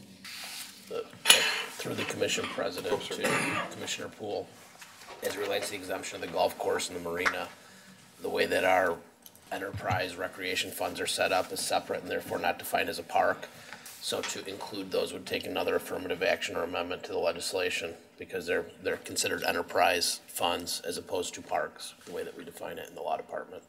And Justin could probably speak to the downtown related questions if he's comfortable with that. Oh, like Bike Week and events and those.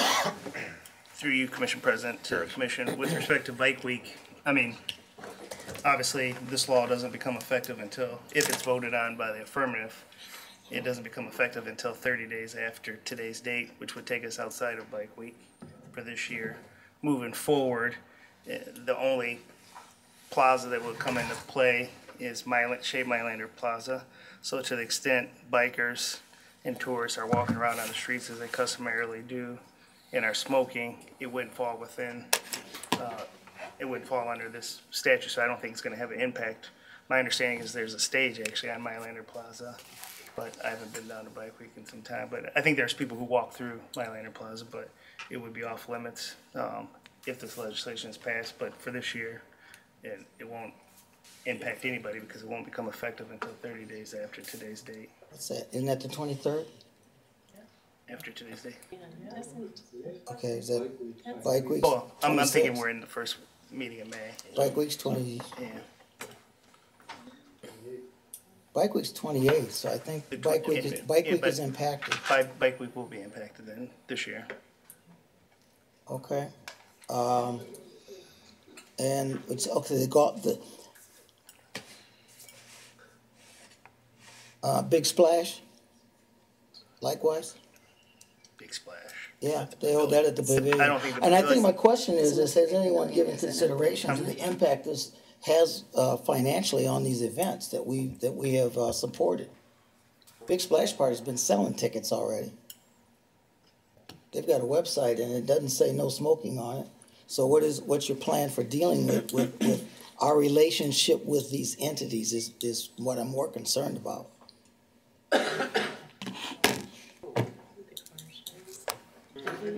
Additional questions or comments, Commissioners? Is there no answer to that? I don't know if anyone has an answer, Mr. Cole. I do have asked a question. Okay, the last thing is golf course is, let me suggest this. If basketball is no smoking, white folks playing golf can't smoke. So I'm making an amendment, offering an amendment that includes the golf course and the marina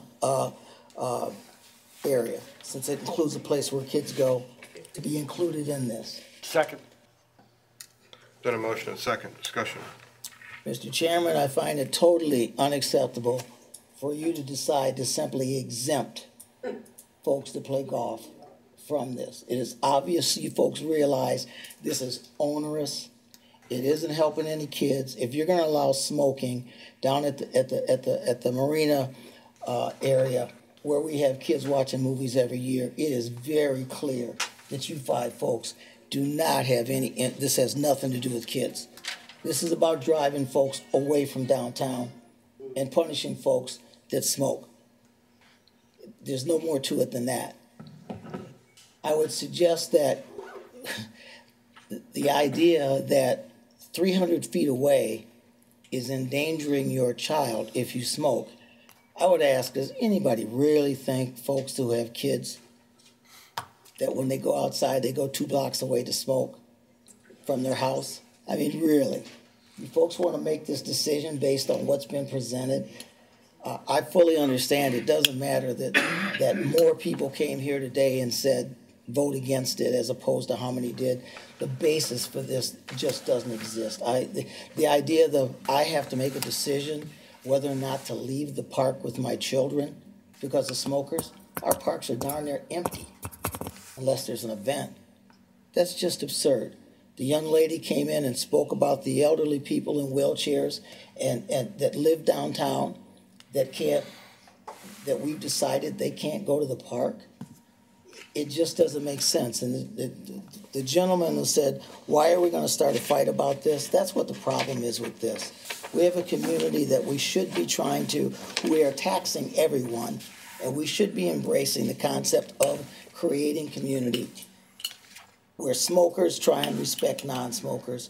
But this idea of you got your 5 votes, And I assure you, golf course can smoke, basketball players cannot. That's Jim Crow. You obviously, I'm pissed off about that, and I said it out loud. We have identified a specific group to be exempted and allowed to enjoy their cigarettes and disadvantage another. So I'm done. I put it on the table, and I normally never go that way. But that's what you folks have done. When I add to it the changes you're making in staffing here, you folks are following a pattern. Mr. Chair. We'll cover that later. Mr. Lockhart. And speaking on the amendment, it seems to be that Commissioner Poole is correct that the marina has a, what do we call it, touch-a-truck, where there are thousands of kids every year mixing in with the boaters who may or may not be smoking. Additionally, we have Dockside Cafe where there's about 200 or 300 people in a day that go out, drink, because they're drinking there, smoking. People typically drink when they smoke, and so they're walking to and fro smoking. And then on the hill, every month or every week, we have movies where tons of kids are. And so looking forward at the golf course, there's certainly kids that go out and golf, and I think there's been some tournaments where kids are out there golfing. So apparently, prima facie, it does seem a little bit aristocratical or bourgeoisie that we would take out the areas where they seem to be affluent, where people can't smoke. Because if we have fishermen that cannot smoke, then why is it that golfers are exempted, or the marina people with their pretty expensive boats that they can smoke, or they can smoke while they're sitting there on the same waterfront that the fishermen are sitting just a half a mile away? So if it is truly a public concern, and this is the public's property, it's under our Parks and Recreation. If we look at our brochure, the marina and the golf carts are taken care of by our Parks and Recreation. So you can say that it's one thing or the other and play semantics with it, but children are there more than anywhere in the marina when we have Touch a Truck. We had record numbers of children come down this past year for Touch a Truck. We have tons of people there. And to say that it is exempt seems a little biased, a little funny. It's bad business. Bad business. It's about time we start listening to people bullying people and then doing another thing. It doesn't look good. See what's happening is here, you're living by the sword, but then you know the old adage, live by the sword, die by the sword. Additional comments on the motion to amend. Ms. Cresser, would you poll the commissioners on the motion? Ms. Twine? Yes. Mr. Lockhart? Yes. Mr. Waddington? Yes. Mr. Murray? Yes. Mr. Brady? Yes. Mr. Poole? Yes. Ms. Lloyd? Yes. That amendment is adopted. It becomes part of the legislation. Additional debate on the legislation. Mr. Chairman, if no one else wants to speak, is there someone else that'd like to speak before me? Apparently not. All right. So going forward, I look down, and it looks to me that we are going to spend 27% of issue 8 on Parks and Recreation. Where does issue 8 money come from? I bet it comes from some of these people in this room, or the majority of the people that have spoken in this room. And once again, we don't listen to them. Don't listen to them. My meeting that I publicized, by the way, was for 2 weeks about listening to smokers. And that was publicized for anybody to show up on both sides of the issue. Both sides. And the people that showed up unanimously said they are against this ban. Once again, I'll repeat, I received 1,500 comments. All of them were against this ban. 1,500. All against this ban. And I can print them out anytime. And yet we're still going ahead with this. We're still pushing ahead and not listening. Now the question would be enforcement. There's car shows downtown. There's Oktoberfest and any other festival that we so deem to have downtown. What will we do about that? I had a message from the Good Time owner. He says that his customers tend to smoke before they get on the boat because they can't smoke on their way. Same as with the Good Time, you can't really smoke, so they smoke there in Jackson Street Pier or on one of those piers. So they're not allowed to smoke. So where will they smoke? I mean, I just really can't see why you relent and cannot listen to the people here. I mean, it's disappointing. But what I will say is I heard Mr. Schwanger and some of the other people, they said they're looking at repealing issue 8 because you're using their tax dollars, their money, and you don't want to listen to them. So I would support that. If there's a petition out there, I would sign that and repeal this and start the process to repeal issue 8 and take the money away that they're using of yours,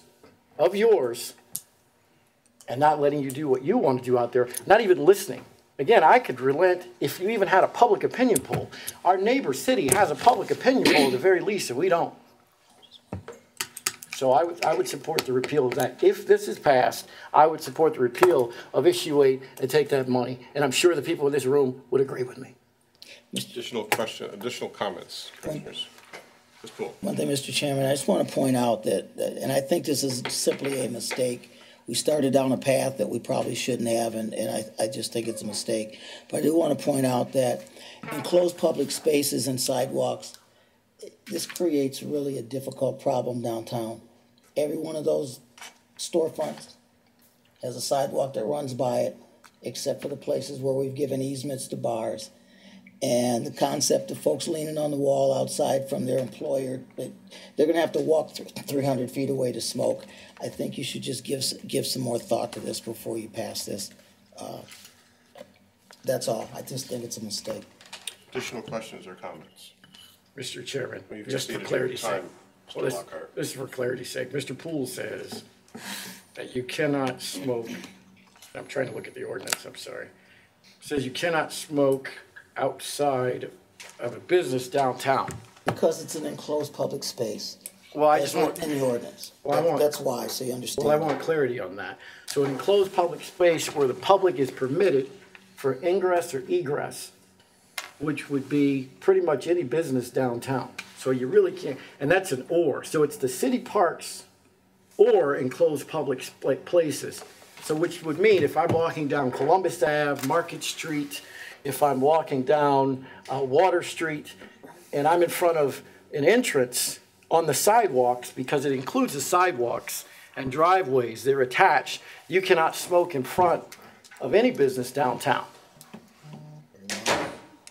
So, how would you smoke in front of an entrance of, I don't know, Crush Wine Bar, if you cannot smoke on the sidewalk in front of it? Where do you go? That's a question. Excuse me, I didn't Yeah, hear. okay. Mr. Harris, I think there's an issue here between what state law provides and what this ordinance would provide. Correct. Address that, please. Through you, Commissioner President, to the commission and the folks in the audience and listening. Section 5 that talks about enclosed areas, standing outside of a bar is not an enclosed area by definition. Not at the state level, not even in this ordinance. It means an area with a roof or other overhead covering, which was intended to mean like shelters in parks and or plazas. Private property or a private residence doesn't constitute public property. So if you're standing outside, first of all, the sidewalks aren't enclosed. There's no overhang or overhead on them. So outside of Crush, leaning on the wall outside of Daly's, it's not an enclosed area. And Mr. Orzak and his officers won't mess with you. Mr. Chairman, clarity, okay. I'm not a lawyer, so we're trying to figure this out. Including any ingress, egress, access points, sidewalks, driveways, parking lots.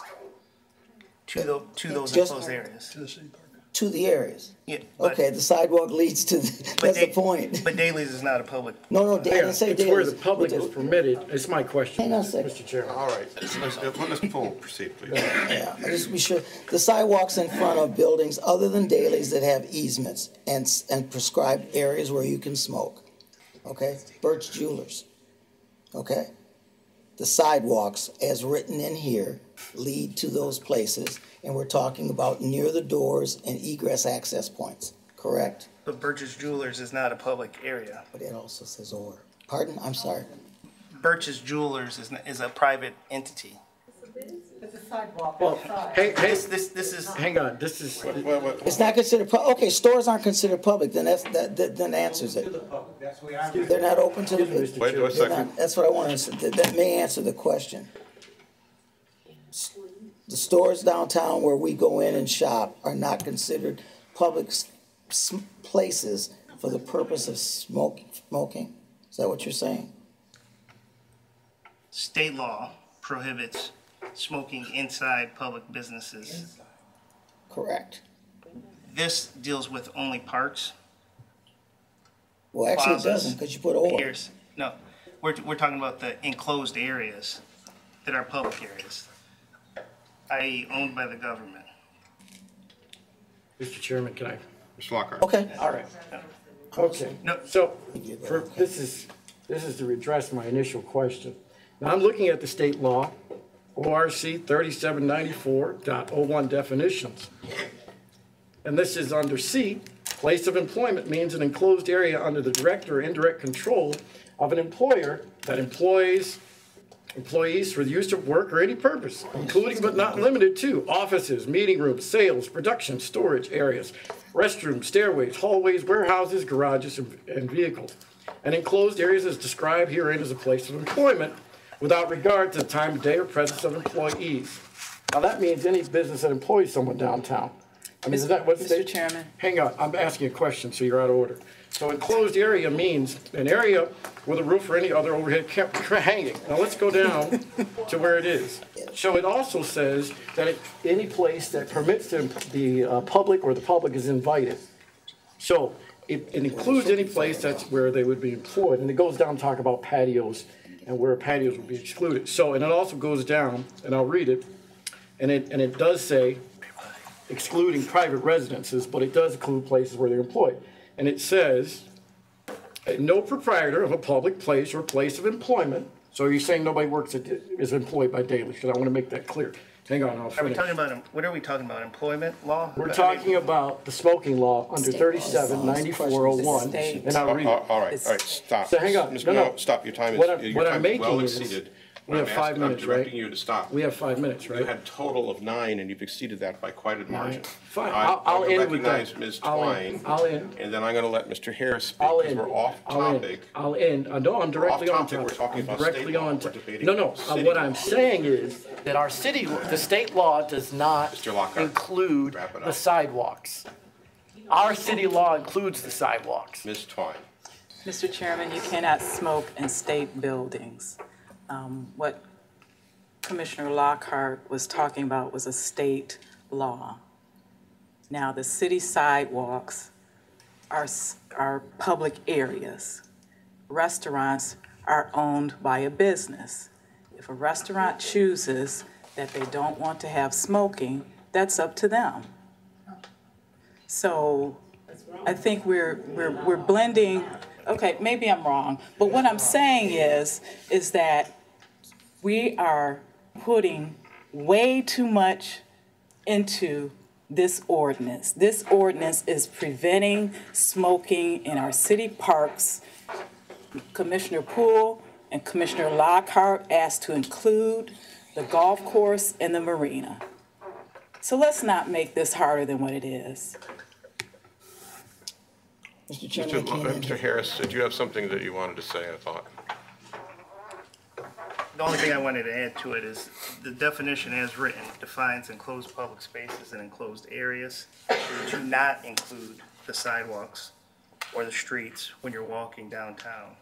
By definition, this legal definition would suffice for any reasonable person, a prosecutor and or a police officer, to not cite someone for standing outside of Daly's and or Birch's Jeweler smoking a cigarette. I'm sorry, I didn't hear him. I couldn't hear you.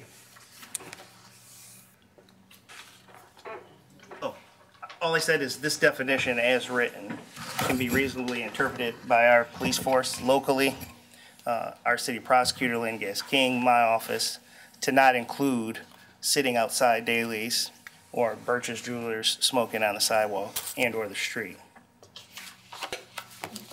I mean, their concerns are not valid concerns of someone being cited outside the dailies for smoking. We didn't say outside dailies. Well, that's what. So I think that there is a lot of confusion with this. This ordinance is just for the parks, piers, plazas, and bike paths, and those sidewalks connected to those. It is not for your sidewalks that are in the downtown area or in front of your home. What Commissioner Lockhart, I believe, was reading is a state law that puts a responsibility on a business owner to protect their employees. And so that's a state law, not a city law. And unfortunately, with that smoking suggestion, I guess we would call it, is that it's a business owner's responsibility to protect their employees from the entrance and exits of their property. The problem is the state of Ohio has not regulated or deemed what is appropriate for the amount of feet away. So the business owner themselves can interpret that how they wish. So if It's 25 feet from an entrance. Yeah, that is for government, like municipal buildings, but when it comes to like private property. Yeah, not private, state. Yes. Right, yes, but when it comes to like a privately owned property that you own and you have employees, you have that protection. But the health department had stated that distance hasn't been regulated, but I think that's where the confusion lies. Well, with Commissioner Lockhart. we're not debating state law. It is what it is, so. Mr. Cressy, would you poll the Mr. commissioners, Chairman, please? one moment. Would you poll the commissioners, please? Mr. Chairman, hold on. Mr. Chairman, Mrs. Cresser, Mr. Chairman, she mentioned my name. She mentioned my name. Significantly She exceeded your mentioned time, my Mr. name. Lockhart. She mentioned my name in Robert's Rules of Order. She cannot continue to impugn my. She did not do any such She thing. absolutely did. She was responding Point of to order. the point that you made. Point of order. No. Point of order. You can't say no. call Point of order, Mr. roll, Harris. please. Mr. Harris, point of order. Mr. Harris, may I ask Mrs. Cresser to call the roll? Mr. Harris, you can ask for a point of order. I can't ask for a point of order, Mr. Mr. Chairman. Harris indicated that I may call the roll. I'm sorry, I didn't hear him. Mr. Cresser, oh, all right. I'm not Mr. Cresser, I'm Mr. Lockhart. Mrs. Cresser. Ms. Twine? Yes. Mr. Lockhart? Absolutely not. Mr. Waddington? Yes. Mr. Murray? Yes. Mr. Brady? Yes. Mr. Cole? No. Ms. Lloyd? Yes. We've got answers out here that were given. Biggest time we started. No answers came out. We were told. Amen. Where's the change that's coming, guys? So you guys are hell bent on this rule. It does not matter. That's a policy. Mr. Chairman, Can't stay home together. Chairman, Roberts does allow me to speak afterwards. Once. He does. Proceed. All right. Just for clarity, a public place by definition means an enclosed area to which public is invited or in which the public is permitted, and that it is not a private residence. So all this tap dancing around trying to exclude the downtown businesses is incorrect because the state law defines public place, and unless we define it differently, I presume it applies. And likewise, dealing with the sidewalks, I'm gonna reread it, won't rehash it with you now, but I didn't recognize that it said sidewalks were excluded.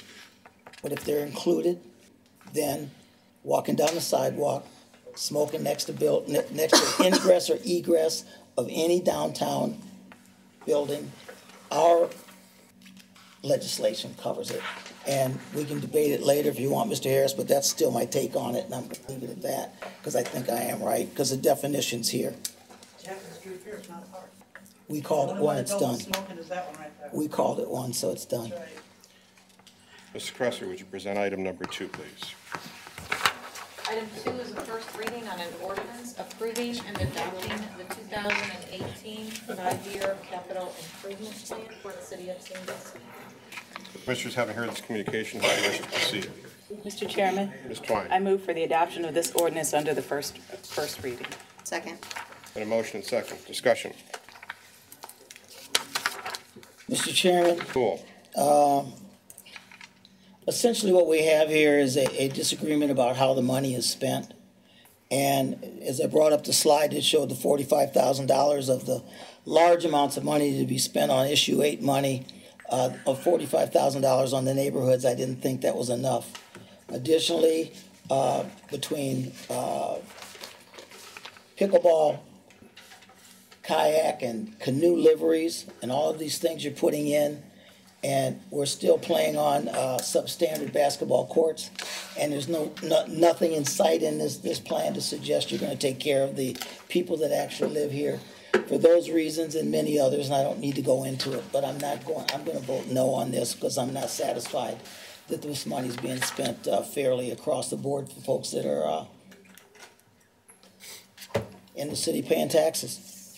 Thank you. Additional questions or comments? Mr. Chairman. Mr. Lockhart. I concur with Mr. Poole.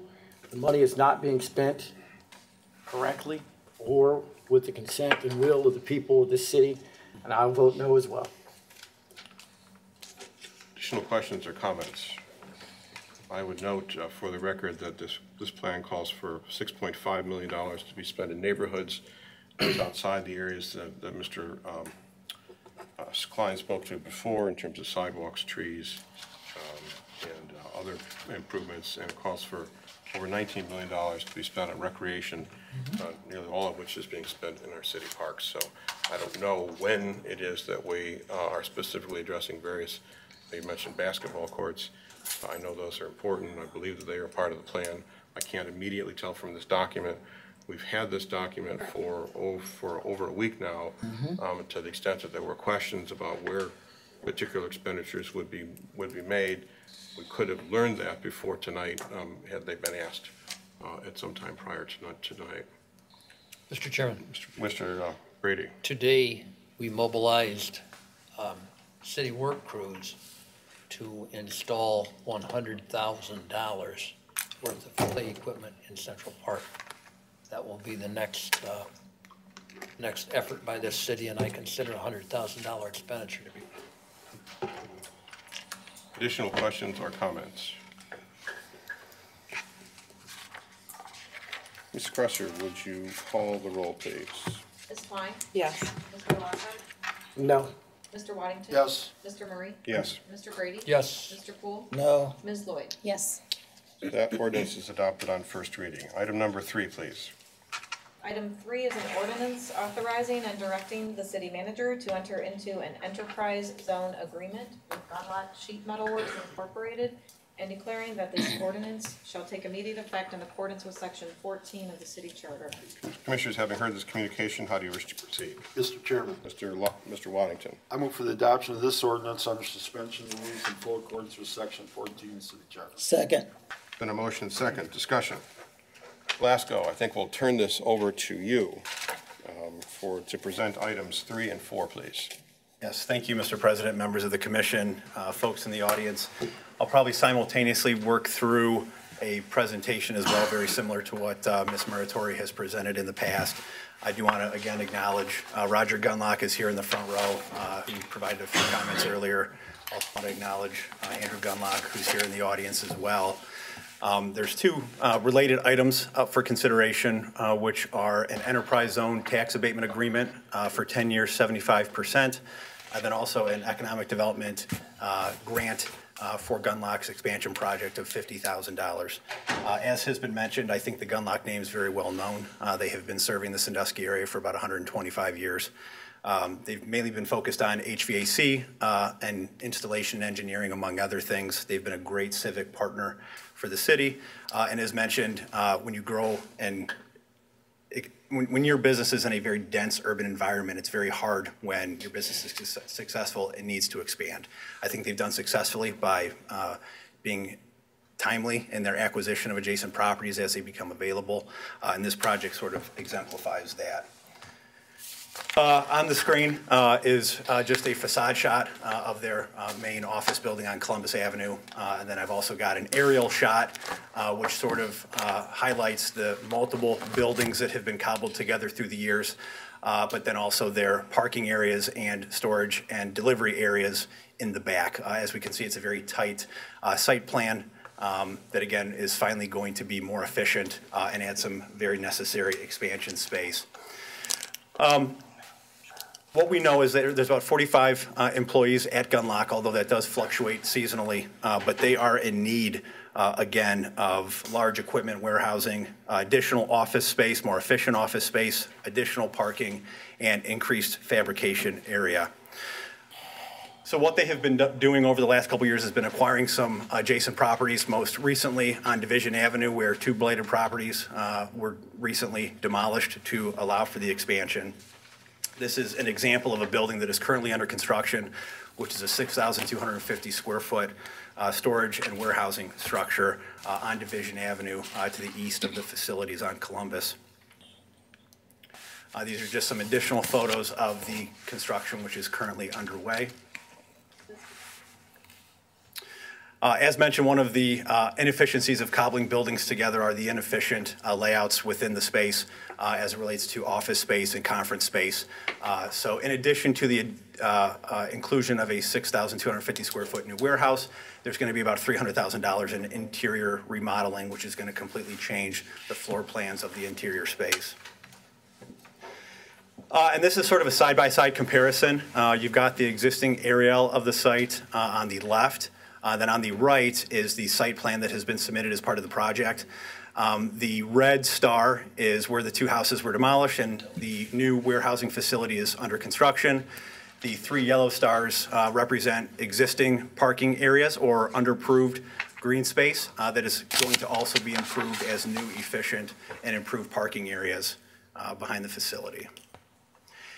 These are just some example renderings that have been sent to us about some of the new interior space. This may not be exactly what it's going to look like, but the idea is to modernize the space, create more efficient meeting space and office space. And looking at the economics of the project, in the enterprise zone agreement, the exact construction and improvement number has not been set. Obviously, we know there's some changes that can happen with construction projects. Per the enterprise zone tax abatement agreement, they'd be expected to invest anywhere between $850,000 and $1,090,000 into the project. We've estimated in this slide, assuming $900,000 in improvements. As we see, $300,000 of that is going into an interior office remodel. $600,000 is going into property acquisition and warehouse construction. On the sources side, as we can see, the ownership has agreed to put in $400,000 into the project. $450,000 will be a line of credit, and the grant request, which was approved by the Economic Development Incentive Committee in March, agreed for a substantial redevelopment grant of $50,000. As we know, by the bottom percentage, that is 5.5% of the project costs that are being requested of the city. Just some things I would also want to note. The enterprise zone tax abatement agreement was heard by the Sandusky School Board on April 9th. That was approved unanimously. As a result of this project, Gunlock will also be committing to 4.5 new jobs that will be a combination of warehousing and office staff. And they've also agreed to a increased payroll of $475,000. And they would be completing the project by March 31st of 2019. So sort of just to recap again, the two items under consideration would be an enterprise zone tax abatement agreement of 10 years, 75% on the increased and assessed value of this project, and then a substantial redevelopment grant for the project of $50,000. Again, both have been approved by the Sandusky School Board and the Economic Development Incentive Committees in March and April, respectively. Thank you, Glasgow. Commissioners, questions or comments? Chairman. Mr. Grady. Mr. Gunlock, you look pretty good for your age. 125 years, wow. That is impressive, and the point that I think is worth making, or perhaps remaking, Mr. Lasko, is I hope people realize how tough it is for a company like this to make a decision to do what they're doing, and how easy it would be for them to go across Perkins Avenue into some wide open space where there's relatively inexpensive land and do this. They're tin knockers. And there's a reason they call them tin knockers, because they make a lot of noise. So for them to be nestled inside literally the heart of the city means that they have spent 125 years being good neighbors. Or we would have this room filled with people complaining about the gun locks. No one is complaining about the gun locks. You know, this is one of those things where I'm glad that we can extend to you these kind of dollars and also extend to you a thank you for taking a chance on us and staying here.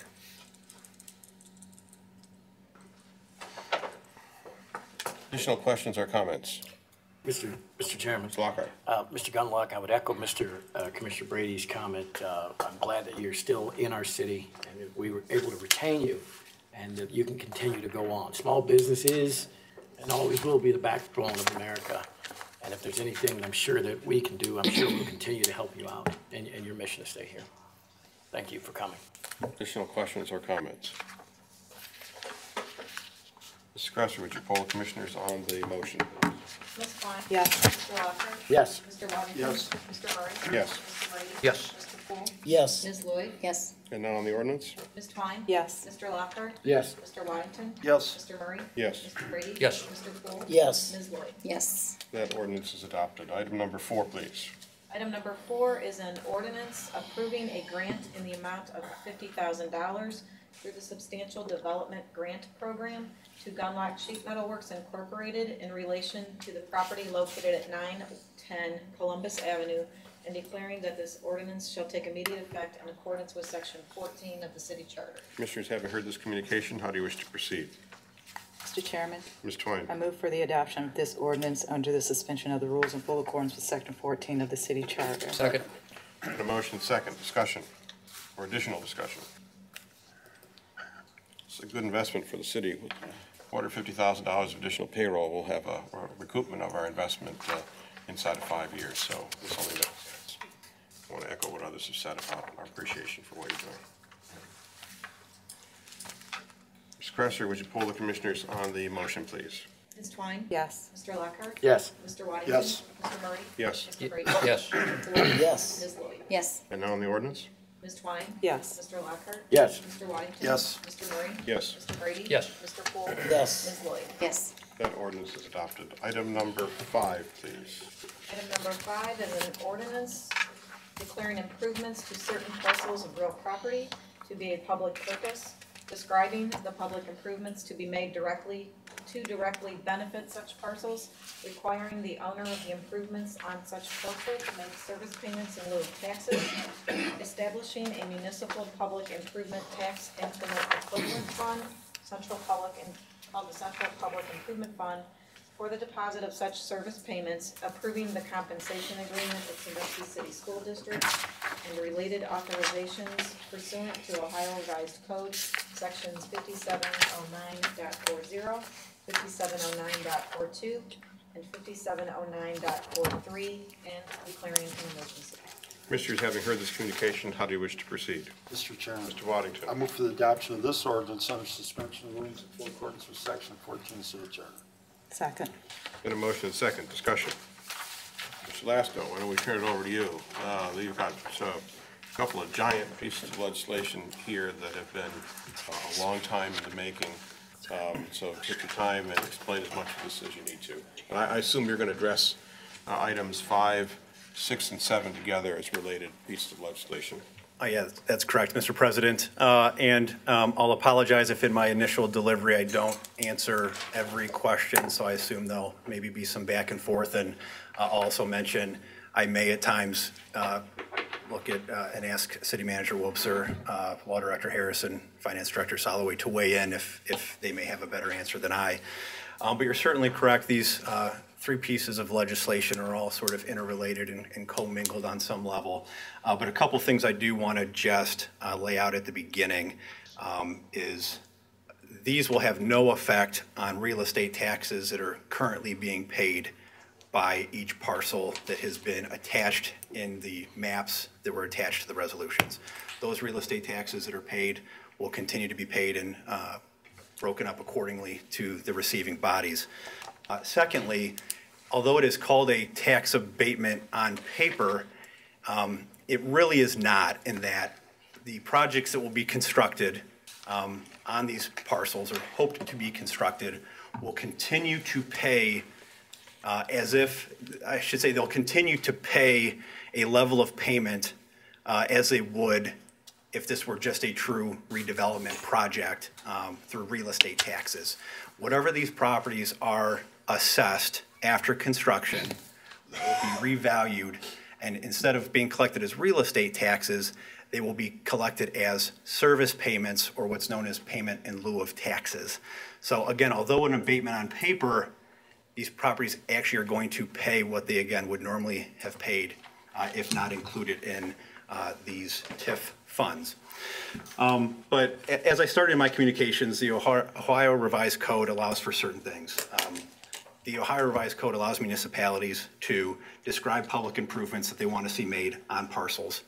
We get to declare those improvements as having a public purpose. We also get to provide for the making of service payments in lieu of real estate tax payments. And then we also have the ability to establish funds for those service payments to be paid into to undertake certain approved public infrastructure, other public types of improvements. These could be things such as infrastructure to improve traffic flow, safety and road service improvements, lighting, signage, signalization improvements, public facilities, recreational trails. There's a whole bunch of things that have a public benefit that these funds can be used for.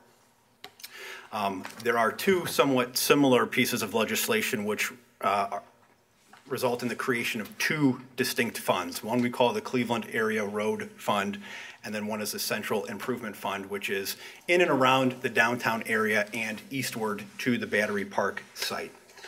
Again, I have provided a map of the parcels to be included in these funds and subject to the service payments with each resolution. It is a combination of private buildings and privately owned parcels, but it's also a combination of underutilized real estate and publicly owned real estate that we anticipate or hope that improvements will be carried out on. One of the things I also do want to mention, in case I forget, there is an umbrella compensation agreement, which I'll get into shortly, that has been presented to and approved by the Sandusky School Board unanimously at their April 9th meeting. As mentioned, 100% of the real estate taxes collected will be deposited into the funds on the new valuation. They will be deposited into these funds for a period of 30 years. And this is not unlike, in terms of the length of time, what is already on the books and has been on the books with both the Chesapeake TIF, which we're very familiar with, and then also the Battery Park TIF, which has recently expired. One of the big distinctions I want to make, though, is those TIFs were more what would be traditionally called district TIFs. So funds collected from those projects had to be invested in a very finite geographic area. These don't necessarily operate the same. These aren't district TIFs in which every parcel within a certain boundary has to pay into. We had to identify the exact parcels that would pay into these funds. And public infrastructure or public improvements can occur not in a necessary district, but anywhere that would be to the benefit of the general public and the parcels paying into the fund. So it's a little bit different type of structure than the Chesapeake and the Battery Park TIF. Again, these parcels would begin paying for a period of 30 years on the sooner of 2021 or when each parcel experiences $50,000 in increased valuation. So there may be several parcels that start paying in 2019. There may be another parcel that starts paying in 2020, but no parcel can pay after 2021 to start the clock. The other thing that's important to note is both of these funds are sort of under an umbrella school compensation agreement. As mentioned, these service payments or payment in lieu of taxes go into these funds, but through the school compensation agreement, 10% of the funds after collection by the city will be paid back to the schools on an annual basis for their use. So really 90% of the collection on each parcel for a period of 30 years, the net effect will be what the city has able to invest in public infrastructure and public improvement projects to benefit these parcels included. I think with that, I may sort of close the initial round and answer any questions.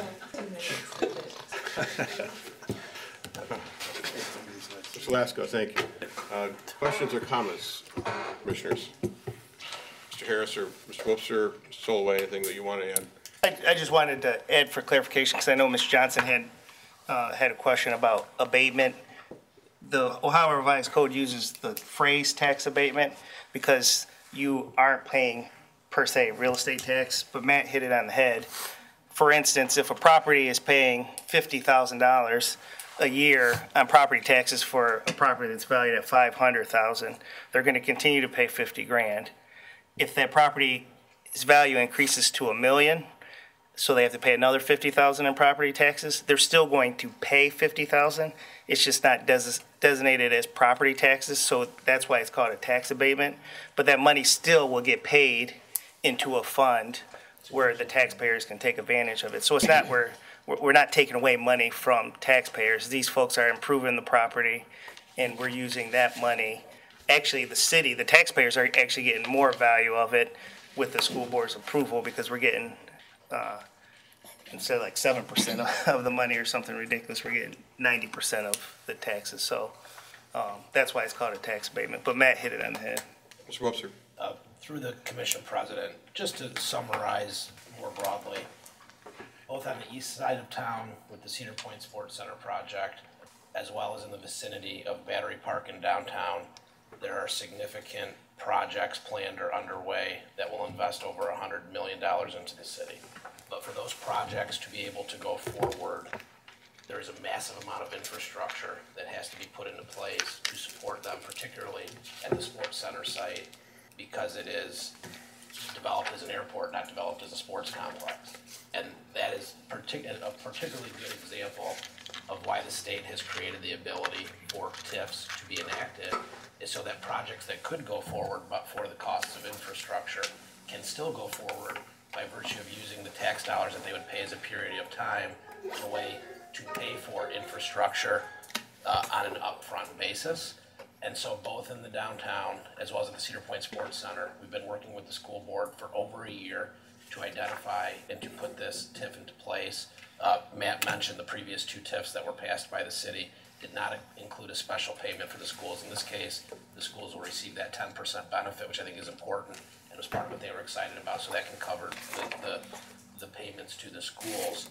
But ultimately what this allows us to do is to invest in the infrastructure that allows those projects to go forward and to be successful, as well as to invest in infrastructure that will connect those two projects, namely the Sandusky Bay Pathway project is slated to receive a significant portion of that, which will make these public improvements that are being made with this TIF will have resources that are being made possible by the investments downtown and the investments in Sports Center. Nearly all of the city will benefit from those investments because the TIF dollars spent on the pathway will span from the west side of the city to downtown and from downtown to the east side of the city at the Sports Center. So there is actually a specific benefit to all of the city by virtue of the pathway being a large recipient of these dollars. And I would also say that the school board was very excited about the pathway project receiving portions of this funding because they know it will make Sandusky a more exciting place to live and thereby bring more families and tax base and students into the district. So. Thank you, Mr. Questions or comments, commissioners? Mr. Chairman. Cool. I guess, I'm not sure who, Mr. Lasko. Would you just describe in some terms the infrastructure you're talking about spending this money on downtown? Obviously, you pick specific pieces of property, so I assume you have some concept of what you plan on spending the money on. What exactly are you doing? Mr. Lasko. Through you, Mr. President, to Commissioner Poole. I'll answer that question in two parts. First, certainly the parcels that were selected were based on a couple things. One, our thought of projects that are currently under construction or those that are imminent. Secondly, sites where we view development likely to occur. And we need to ensure that the public infrastructure that those funds are used on benefits those parcels first and foremost and the general public secondarily. I think to reiterate City Manager Wobser's comments, I think one of the obvious ideas is the Sandusky Bay Pathway, which we know will go through downtowns in big chunks. But secondarily, I think there's a whole host of potential, and I'll potentially even defer to City Manager Wilpser or Director Klein in terms of road projects that these funds could be eligible for, which could be East Water Street, Market Street, Columbus Street, and Warren Street, which I know has been a hot button issue. So these funds have the ability to be used. But I want to make one important point in that I think through the commission ultimately and the staff and the public, those projects don't necessarily have to be identified today. But what is important is including the parcels now that we think are going to be likely contributors for us to be able to do public infrastructure later. Because once these projects are placed into service and completed with construction, they're not able to be included within the TIF boundary. So as much as I do think there's going to be a lot of planning, and ultimately the commission is going to have the final say on whatever projects move forward, but I think it was most important as we're identifying and trying to shore up those list of projects that we identify the parcels and get them included so we don't miss our window to get them included. Mr. Wilpser. Through the commission, President, Commissioner Poole, just to build on Director Lasko's answer, I think it's critical to note that first and foremost, and I think Matt alluded to this, but just to say it more directly, the infrastructure actually required to complete the project itself would get the top priority. So any infrastructure related to the actual connections for water and sewer actually being one of those things, we'd look to provide that public infrastructure, and then once those things are paid, then you would look to ancillary improvements that would continue to benefit that project and the surrounding area. So just to state that there will be specific projects related to the creation of the phase 2 of the sports center, for example, that potentially an intersection improvement would be a good example that these funds can help to make. But then once that project is paid for, you can look at the remainder of those funds and then apply those to those projects, whether that be like the landing or the pathway in addition to those. But we first and foremost have to make sure the project can actually be completed, which funds like for an intersection or for a water and sewer connection to the project might be critical and be the off-the-top resources from that. Thanks, Mr. Lockhart. Just real quick, the area that because I'm not looking at the map, but it is, we're looking at the east end, or where's the boundaries of what we're? Through you, Mr. President, Commissioner Lockhart. So as I try to explain clearly is there's no, unlike the Chesapeake TIF and Battery Park TIF, there's not formal boundaries with these two pieces of legislation where we have very finite areas to spend the funds. These are a little different in that we're identifying the parcels to pay into the funds, but we're not creating these very rigid boundaries to spend the funds. The sort of legal rule of thumb, and Mr. Harris can be more eloquent than me, is whatever we spend the funds on need to be able to be defensible and having a benefit to the parcels that are paying into the fund. That can either be just by immediate adjacency or a direct connection, but there needs to be a tie-in between the parcels that are paying into the fund and whatever those funds are used for to have a benefit to those parcels. So these are a little different than the Chesapeake in that there's not defined boundaries. We just have to be able to show and evidence the connection and benefit to the parcels that are paying into the funds, if that makes sense. Additional questions or comments? Mr. Chairman. Ms. Lloyd. I just want to give a huge thank you to city staff and Sandusky City Schools. I know how long you guys have been working on this, and it's very detailed and very complicated, but it's a great example to see what we can do together to keep moving forward, so thank you. Additional questions or comments? Mr. Chairman? Cool. Additional question. Several of these are parking lots. What is it that you're expecting in terms of increase in tax value? It looks like they're parking lots I think we own. It's true. Am I mistaken? I mean, Mr. Wilpser. Through the commission, Hancock Street, okay. We identified both projects that were slated for development, but also underutilized, either unbuilt or projects that were unimproved for like a parking lot. The master plan adopted by the city in 2016, including the Planning Commission, this commission, actually identified specific parcels owned by the city for some higher and better use. So there will be some parking lots in there. That doesn't necessarily mean they will be improved, But should public improvements take place on those over time, we would have the ability to have those projects be TIF'd and to pay for infrastructure. Although I would say to Mr. Tiff, Mr. Poole is one of the eligible uses of that TIF. It's like a bad superhero for public.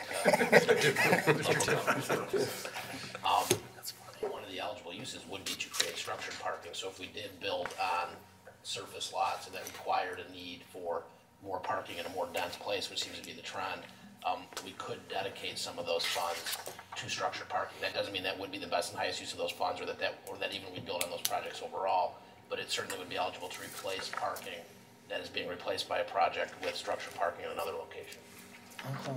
Mr. Chairman, then I have a comment.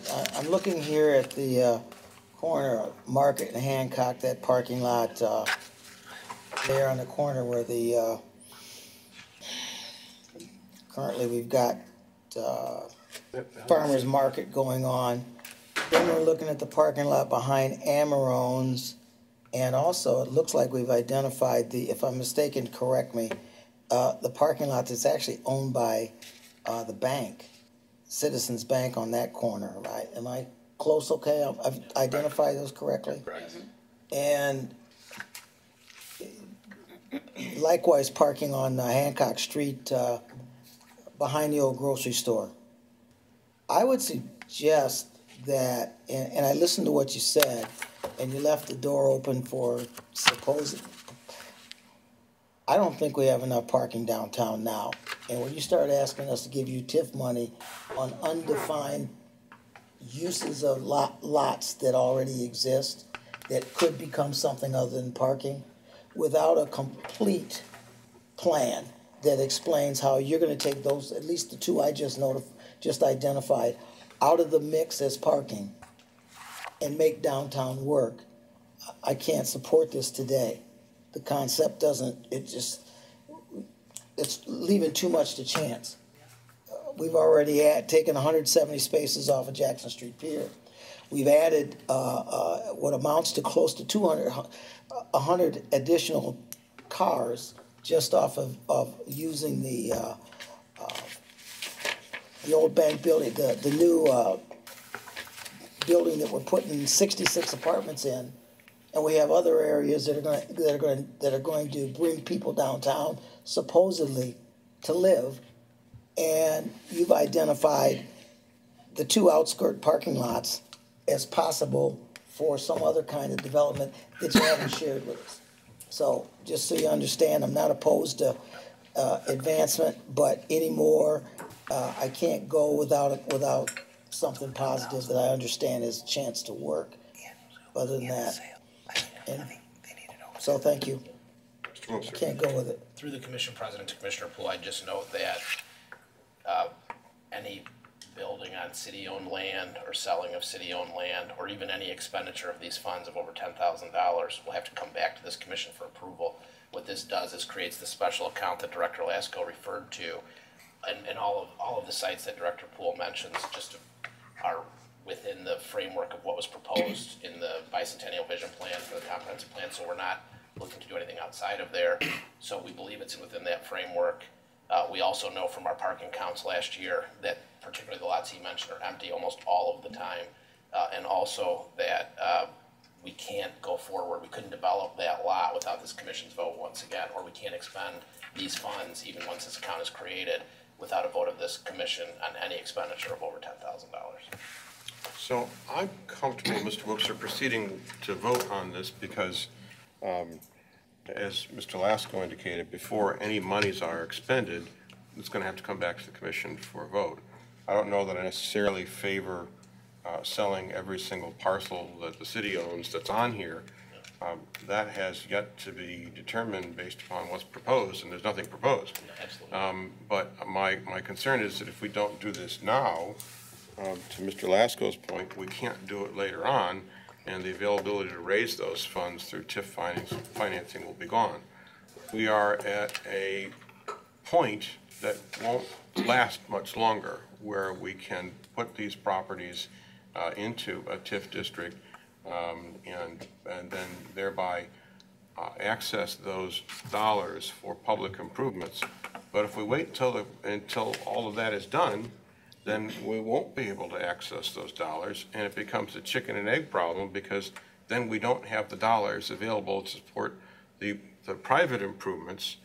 We won't have the dollars to expend on public improvements that would support the private improvements that we want to see come here. So this is one of those kind of magical moments where if we do it now, we can attract the additional investment, and if we don't, we might not be able to do it, and we certainly won't be able to make the public investment to be able to continue that momentum well into the future. The other thing that I would like to point out is that these dollars, I mean, there are a lot of things that they could be spent on, and each and every single one of those questions is going to be something that's going to come in front of the commission.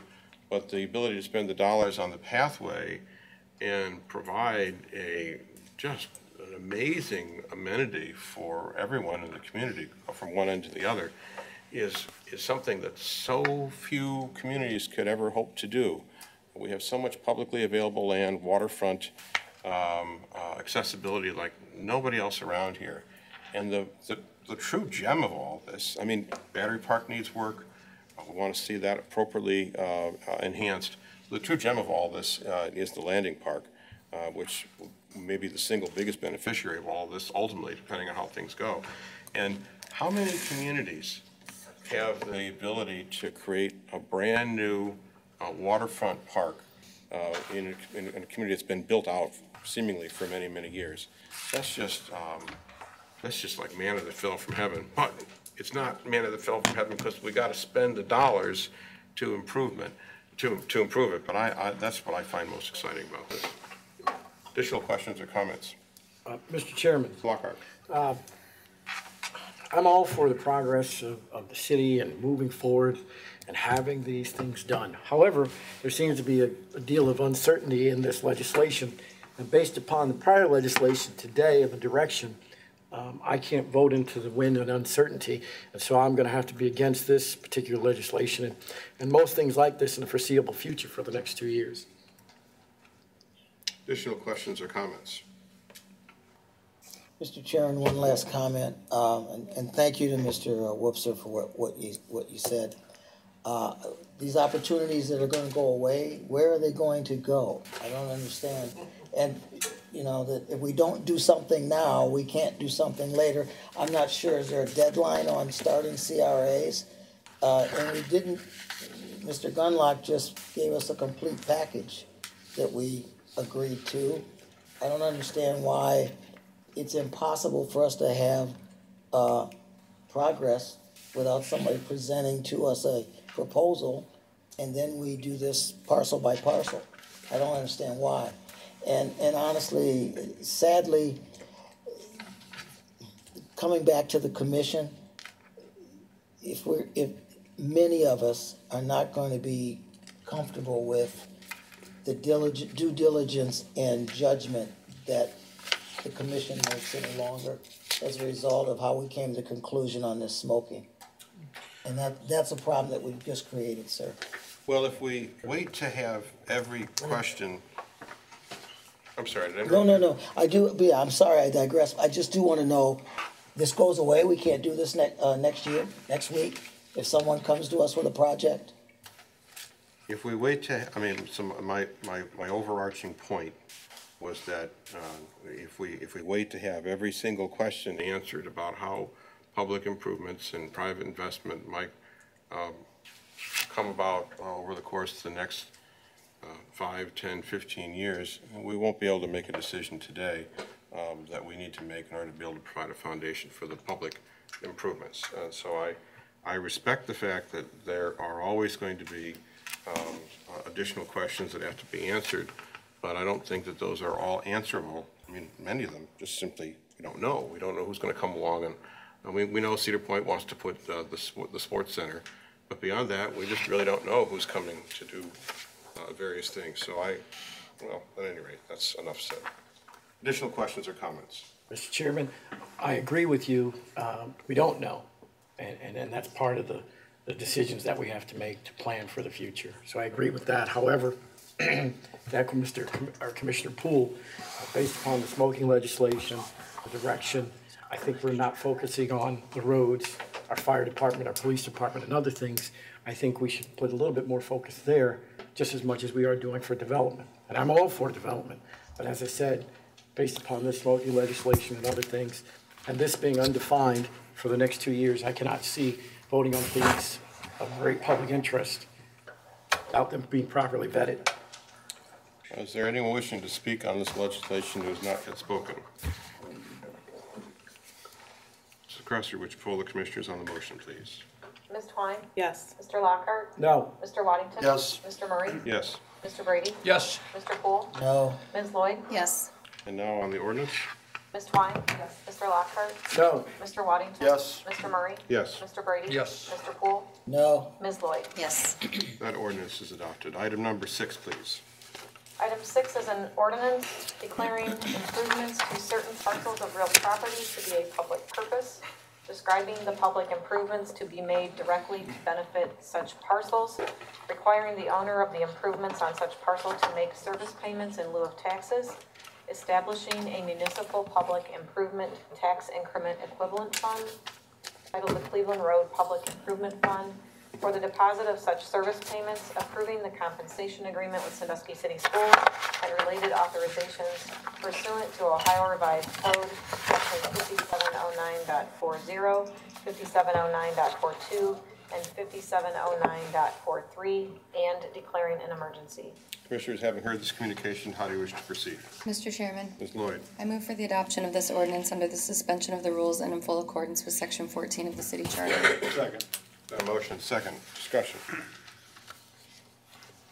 Mr. Cresser, would you poll the commissioners on Excuse me, the... sir, is this the same one? These are all part of the 3 that Mr. Lasko had addressed together, and I believed the various commissioners' comments were being directed. They're all, Okay, they kind of come together. You lumped them together. Okay, and Cleveland Road, just describe what it covers, from where to where? That's what I was looking for the map that had that. I was expecting. I'm sorry. Or through you, Mr. President, to Commissioner Poole. Again, as I had tried to communicate, we identify the parcels only that will pay into the fund. There is no boundary, which we have, for example, with the Chesapeake TIF. So we've identified the parcels that would eventually pay into the fund should development occur. And the improvements would just have to be for the benefit of those properties, but there is no defined geography that the funds would have to be spent in, which again is a little non-traditional than what has come before the commission in the past with the Chesapeake TIF and the Battery Park TIF. So this would just be, again, for the benefit of those parcels, and the parcels that would be paying into that fund should development occur in excess of 50,000 are identified in Exhibit A with both resolutions that were included with the legislation and agenda. Okay. There is Exhibit A maps, and then there's an Exhibit B that talks broadly about the types of improvements that could occur with those funds. Don't we have a map out on Cleveland Road? There was a map included with the Yeah, I just want the public to see it. I've seen it. I just want the public to see it. Did you put that up? I don't think you put that up. On the I don't screen? think you put it up on the You screen. didn't put it on the screen. No, it's included in the legislation that Yeah, went it's a out to the public vote. meeting. I want people to see what we're doing is all. That was only my question. If you don't have it, that's fine. We can certainly distribute Because, it. yeah, I've seen all this. Additional questions or comments? Mr. Cresser, would you poll the commissioners on the motion, please? Ms. Twine? Yes. Mr. Lockhart? No. Mr. Waddington? Yes. Mr. Murray? Yes. Mr. Brady? Yes. Mr. Poole? No. Ms. Lloyd? Yes. And now on the ordinance? Ms. Twine? Yes. Mr. Lockhart? No. Mr. Waddington? Yes. Mr. Murray? Yes. Mr. Brady? Yes. Mr. Poole? No. Ms. Lloyd? Yes. That ordinance is adopted. Item number 7, please. Item 7 is an ordinance approving a compensation agreement with Sandusky City School District relating to public improvement funds established for the downtown area and Cleveland Road area, authorizing and directing the city manager to execute the compensation agreement, and declaring that this ordinance shall take immediate effect in accordance with Section 14 of the city charter. Commissioners having heard this communication, how do you wish to proceed? Mr. Chairman, Ms. Twine. I move for the adoption of this ordinance under the suspension of the rules in full accordance with Section 14 of the city charter. Second. Been a motion and second. Discussion.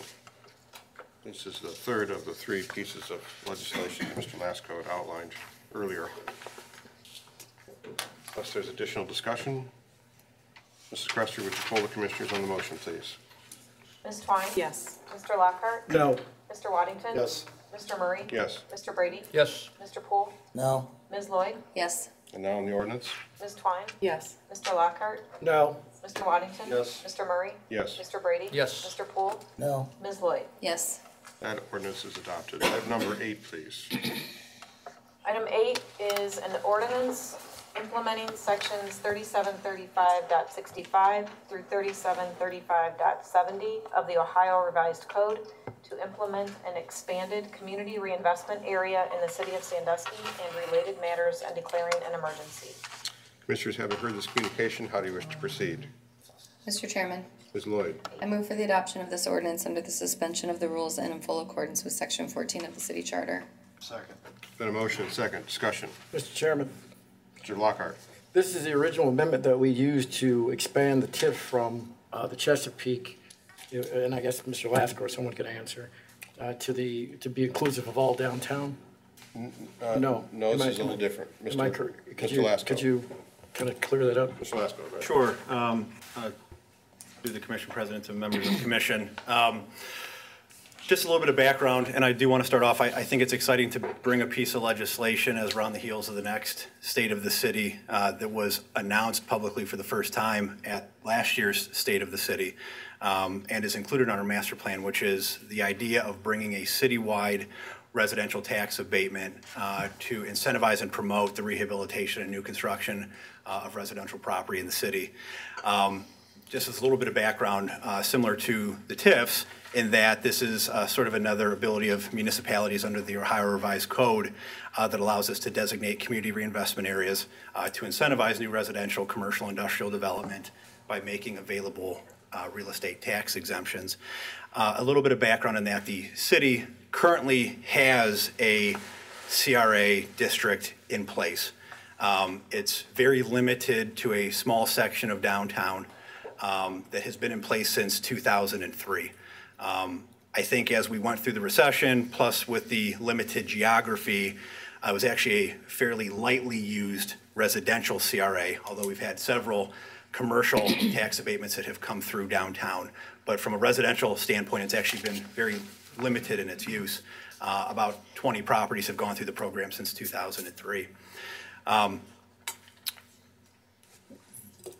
We did a housing study back in 2015, which was a lot of time and effort in which we did a parcel by parcel analysis. And there's lots of statistics and lots of data that is available on our website from that study, but they had several key takeaways. And one of the most important ones being, as we all know, we have an aged housing stock, but also a historic housing stock, in which we knew we had a number of properties that needed to be demolished, but we had a lot of opportunity to reinvest in our property, stabilize our housing stock, and spur new construction. And the recommendation was to create incentives for that activity to occur, incentivizing our property owners to get them to reinvest. But we need carrots. One of the ways we did that was through Issue 8 and setting aside a portion of it for blight elimination and housing development and beautification programs, which selfishly I feel have been widely successful in their use in the city. But secondarily, another available care we have is the idea of providing residential tax abatement, not just in a small downtown area, but citywide. So what we are proposing is both an amendment and an expansion of our existing residential CRA to be granted citywide. Not dissimilar to what's already in place, we would anticipate this to be an as-of-right program. Although one still needs to file formal application with the city, so long as they meet the guidelines, fill out the application, they would be granted the abatement. It's not something that would come back to commission. It's not something that would come back to the school board to individually review and approve every residential program or project, and that's how it's been since 2003. The Ohio Revised Code does set the minimum thresholds to be eligible for abatement. Admittedly, we would have loved a little bit higher threshold, but the Ohio Revised Code sets the minimums. So to be eligible for abatement, A 2 or 1 family property would need to invest $2,500 or more. A 3-unit property would need to minimally invest $5,000.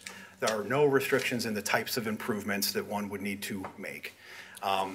The benefit, again, would be for 10 years, 75% of the improved value. So real estate taxes that are currently being paid would remain unchanged, and 25% of the new assessed value and new tax collection would still be collected from the property owner. We did want to ensure that this wasn't completely open-ended and was not subject to review at some point by future city commissions.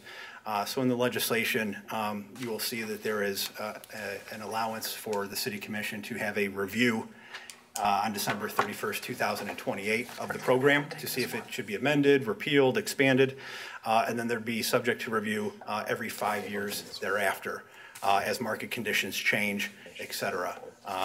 We certainly hope that this is a program that incentivizes and spurs the momentum we're already seeing, but at some point it may be appropriate to repeal as the market continues to grow to a point where it may become unnecessary, and that's certainly the hope.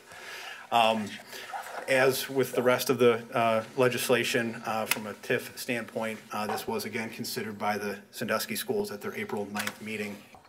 And again, this was approved unanimously for 2 reasons, most importantly. One, they'll still get, or 3 reasons. One, they'll continue to maintain their baseline tax collection. They will be able to tap into some of the 25% increase. But thirdly, they see that this is a program that's going to help people stay in their homes. They're going to make improvements, which will ultimately increase the tax value.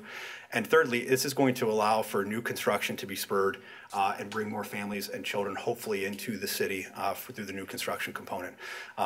And so with that, there's no budgetary effect, so to speak, for us to operate the program other than us administering the program and putting the county and school board on notice when we grant an abatement administratively. And with that, I'll probably conclude my initial remarks. My question was, what area of downtown does it cover? So downtown right now, I may be off by a block or 2. I believe it is from Jackson to Hancock, Washington North. That is a downtown CRA. That is not to be confused with when a couple years ago we did an expansion of what's known as an urban renewal area.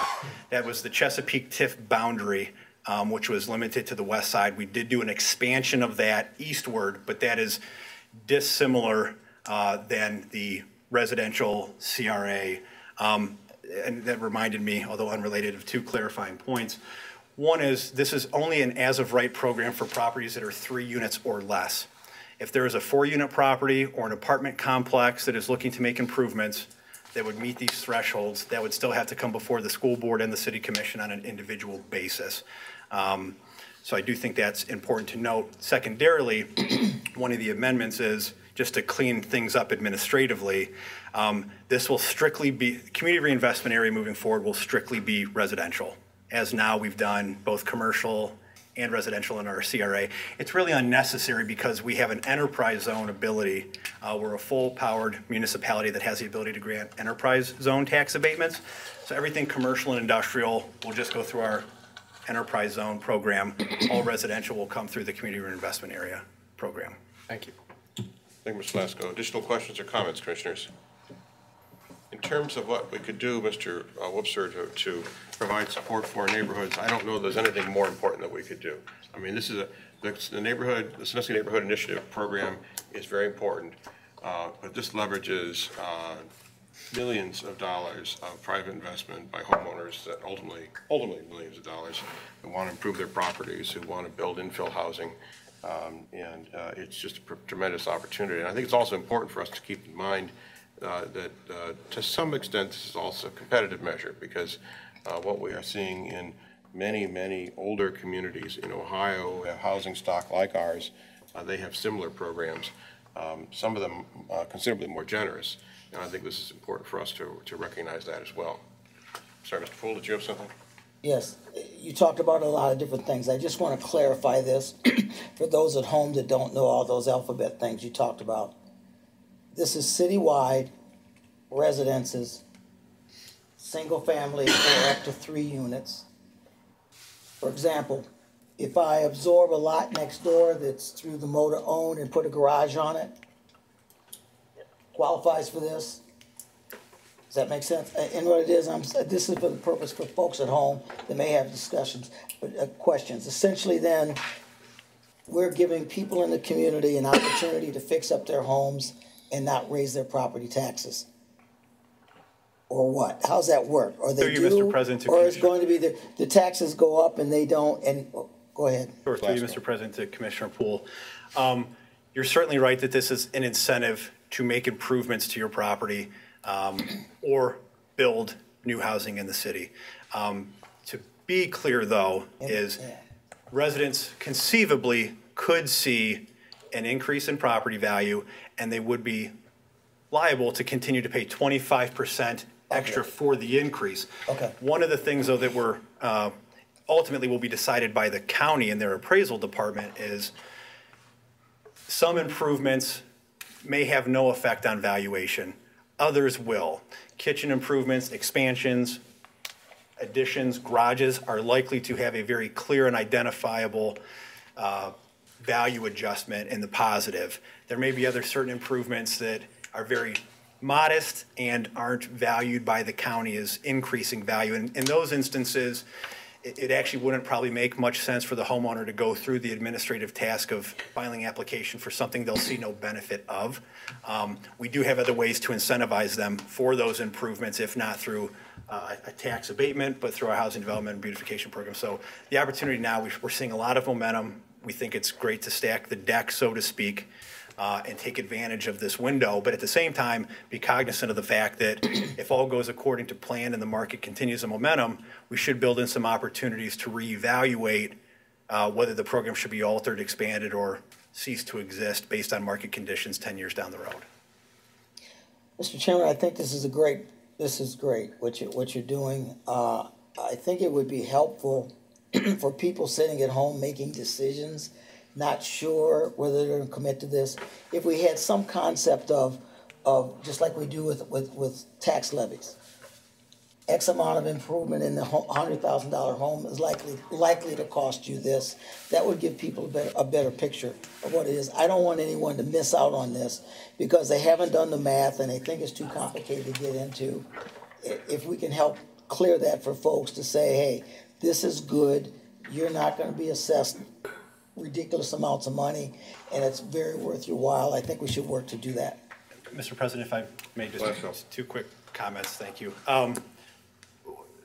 I think two things to point out too. I think certainly as we did with the housing programs, and we'd certainly be happy to staff and moderate, if you will, a meeting or two or however many is necessary to attempt to get the word out in addition to other forms of publication that we can, because we do think this is important.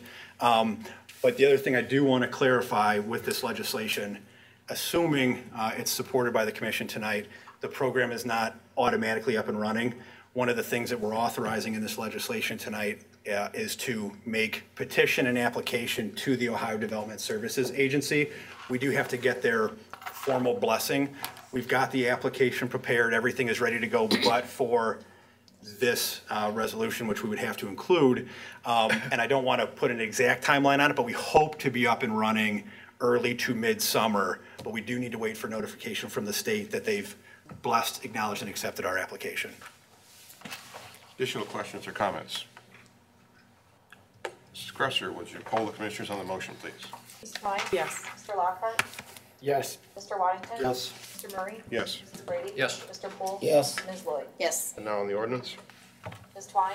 Yes. Mr. Lockhart? Yes. Mr. Waddington? Yes. Mr. Murray? Yes. Mr. Brady? Yes. Mr. Poole? Yes. Ms. Lloyd? Yes. That ordinance is adopted. Item number 9, please. Item number 9 is a first reading of an ordinance amending Part 5 General Offenses Code, Chapter 539 Open Housing Code, Section 541.08 Ethnic Intimidation, and by the addition of Chapter 557 Discrimination Offenses Other Than Housing of the codified ordinances in the manner and way specifically set forth here and below. Commissioners, having heard this communication, how do you wish to proceed? Mr. Chairman, Ms. Twine. I move for the adoption of this ordinance under the first reading. Second. And a motion and second. Discussion. I'm going to ask Mr. Harris, because I know you're prepared to walk us through this legislation, to explain this to the commission and the public. I do want to note, because of the length that the meeting has gone on tonight, we are going to be cut off from cable at 8 o'clock, so those listening at home may not be able to hear the balance of the conversation. But Mr. Harris. Thank you, Commissioner President. Through you to the commission, folks in the audience and at home. I came here, I believe my first day was May 2nd, 2016, so coming up on 2 years. And one of the pieces of legislation or unfinished items that my predecessor, Mr. Eisman, was working on was an amendment to basically 3 codified city ordinances that basically brings, it's a little progressive, but brings 3 chapters of our codified ordinance dealing with discrimination into conformity with some other communities to basically add sexual orientation and gender identity to our housing code with respect to discrimination in the housing, as well as employment discrimination or discrimination in other areas outside of housing. What you have before you is chapters 539, chapters 541, and chapter 557. Obviously, the city's been hopping over these past 2 years, so I apologize that it's taken this long to finish some of the to-do list left, but I think we have this in front of you. But basically, for the opening housing codes, it adds, like I said, sexual orientation and gender identity to an additional protected class for housing discrimination. If those are violations, if those occur, those would be still handled by the Fair Housing Board. And then it criminalizes discrimination in areas outside of housing, which would include like employment and whatnot as a protected class, and for other public accommodations. Just so you guys are aware, we have ran this by some of our major employers in the city, as well as the school. They're on board and support this amendment, and they believe the city commission should support it as well. Thank you, Mr. Harris. I would add to that list, Ms. Twine walked it past the Chamber of Commerce, who also supports the legislation. Questions or comments, Commissioners? Mr. Chairman. Ms. Lockhart. I'd like to thank Mr. Harris for bringing this legislation. Anytime it's brought, it's timely, though it may have taken you some time. I equate this with anybody's rights, whatever their gender is. You know, today we're lucky to have 4 minorities serving in the commission. But as I've said before in this commission chamber, it would be nice to have more minorities in the, that's women and people of color. But, but it would be nice to have more women and minorities in leadership positions to show throughout. And I know that we're certainly trying to move towards that, but I want to keep that in our heads and our focus, that we continue to hire women and men and people of color in these positions of authority in our directorships, our supervisory roles, in our police department, in our fire department, that we have them. And like I said, I equate this with the same rights of anybody, or smokers, or people that believe in their gun rights. I'm glad that we're taking this step forward to be inclusive of other people and all people. Additional questions or comments? I'm actually proud also to see us take up this legislation. I voted on similar legislation when I was down in Columbus twice, and it was blocked by the other party. This is the right thing to do. It's consistent with even everything that the Catholic Church, as conservative an organization that is, we don't discriminate based upon who people are. Not in housing, not in employment, not in education. It's not right. Is there going to be a lot of enforcement of this? Probably not. I mean, what we're doing is we're saying to ourselves and to the larger community, this is the standard by which we choose to live. This is the standard we're going to hold you accountable to. And hopefully they eventually hear that in Columbus, maybe eventually in DC, and expand protections to all people. So glad to see us take this step. Unless there are additional questions or comments, Mrs. Cresser, would you poll the commissioners on the motion, please, or on the legislation? Ms. Twine? Yes. Mr. Lockhart? Yes. Mr. Waddington? Yes. Mr. Murray? Yes. Mr. Brady? Yes. Mr. Poole? Yes. Ms. Lewis? Yes. That passes on first reading. That concludes our regular items of business, and we turn it over to Mr. Whoopser for his manager's report. If a city manager gives his city manager's report after Buckeye Cable turns off the TV, does it still happen? Or is it still necessary? It's still necessary. Talk fast. All right. I'll start with the donations. A donation of $1,000 was received from the Russell Classic Cancer Fund for the Canine Fund. I'd ask for a motion to accept that donation. So moved. Second. It's been a motion and second discussion. Without objection, the motion is approved. Hearing no objection, the motion is approved for the city's thanks. A donation of $650 for calendar year 2018 was received from Dave Waddington. $450 of that donation will go towards recreation, and $200 will go towards horticulture. I ask for a motion to accept that donation. So moved. Second. It's been a motion and second discussion. Without objection, the motion will be approved. And hearing no objection, the motion is approved with our thanks to Mr. Waddington and, what was your dog's name? Oscar. Oscar. A donation of $1,703 was received from Glenda Boykin and Yvette Pearson for a bench in memory of their family member, Jesse Pearson Jr. The bench will be installed at the end of Shoreline Pier with a view of Sandusky Bay and Cedar Point. I'd ask for a motion to accept that donation. So moved. Second. It's been a motion and second discussion. Without objection, the motion will be approved. And hearing no objection, the motion is approved with our thanks. Moving on to administration. I was notified by the Public Works Department that a location for the Martin Luther King Jr. Memorial Bust has been chosen. The location is in Washington Park, adjacent to the Freedom Shrine. The city will work with the Pioneer Committee and Balcony Monuments for installation, which will occur later this summer. We just wanted to make sure that that location was acceptable to the City Commission. Okay. With no comments on that. Also, the following individuals are my appointments to the Public Art and Culture Commission. I know that the commissioners will be making additional appointments, and we coordinated those. We actually have a typo on this. The appointments are Beth Maiden, Brian Stanley, Ethan Unziker, and Rhonda Watt, with Martha Weichel as an alternate. And so I wanted to let the commission know that those would be my appointments to that commission, with your other 5 coming. From the police department, the Erie County Health Department has launched a new initiative through the Partners in Prevention program. Devin Pollock is the coordinator of the program and has asked for participation at a national conference. The conference will take place in Orlando, July 14th through the 19th.